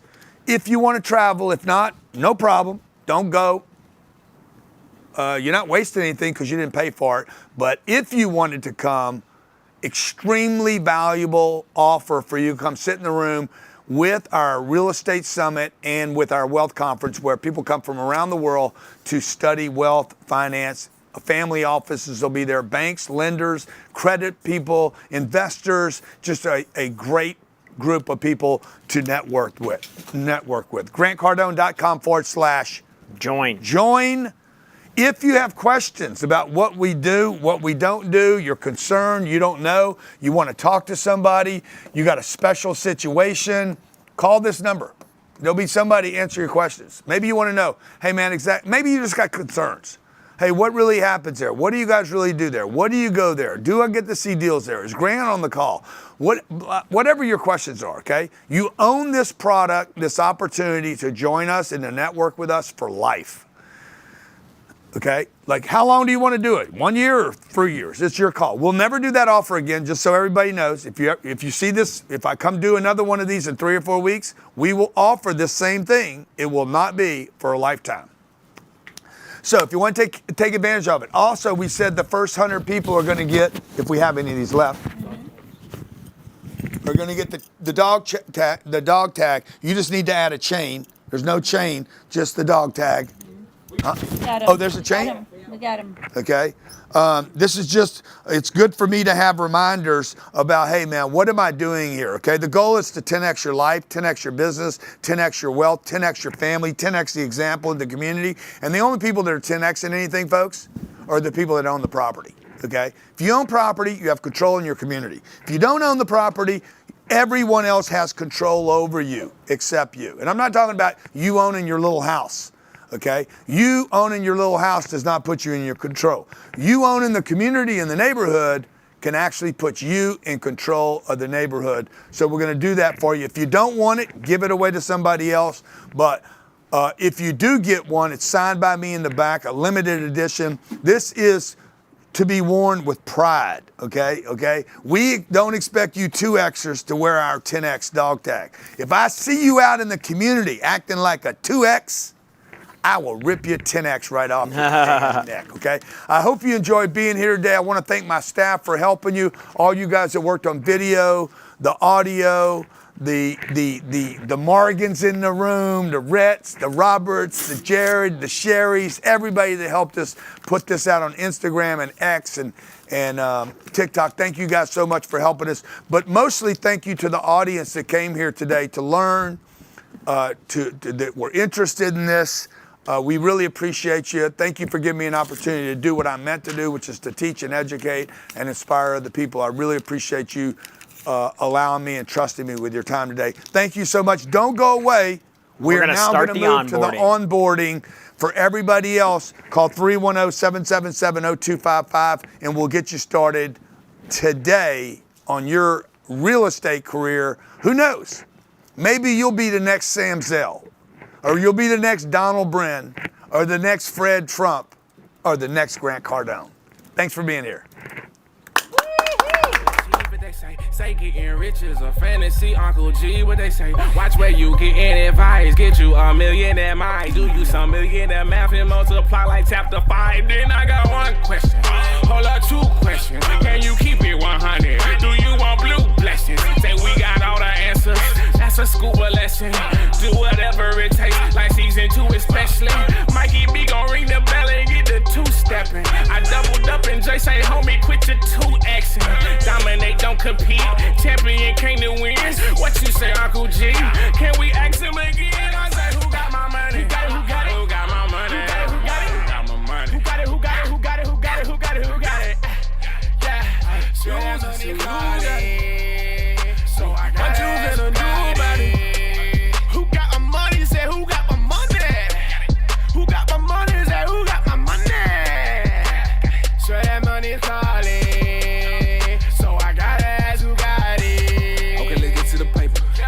Millions on the phone. Okay, let's get some new haters. Ain't no feelings in the zone. Okay, you talking premiere. VIP all about business. I never hope for the money.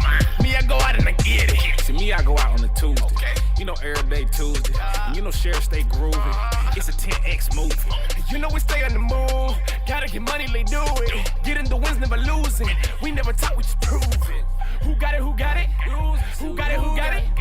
Who got it? Who got it? Who got it? Who got it? Who got it? Who got it? Yeah, sure that money's calling. Who's got my money? So I gotta ask who got it. Who got my money? Got my money. You got my money. No. I got one question. Who's got my money? And keep asking. And once you have answers, then you go to who's got that money and you do whatever it takes. Once you commit to this concept fully, the money will follow like magic.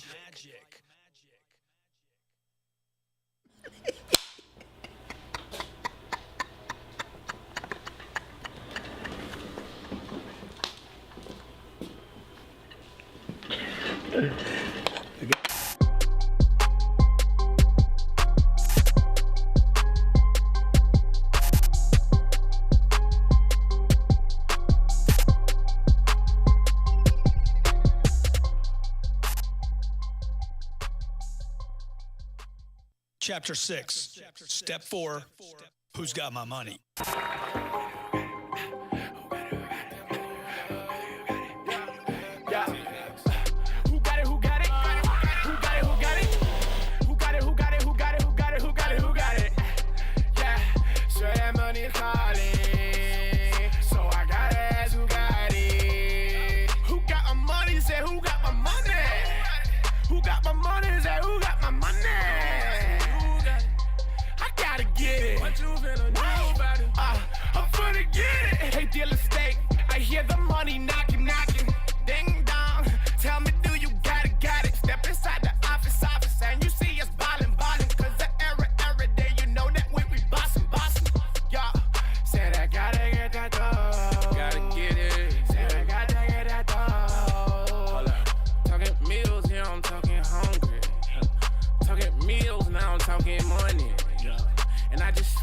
You got that for me, yeah.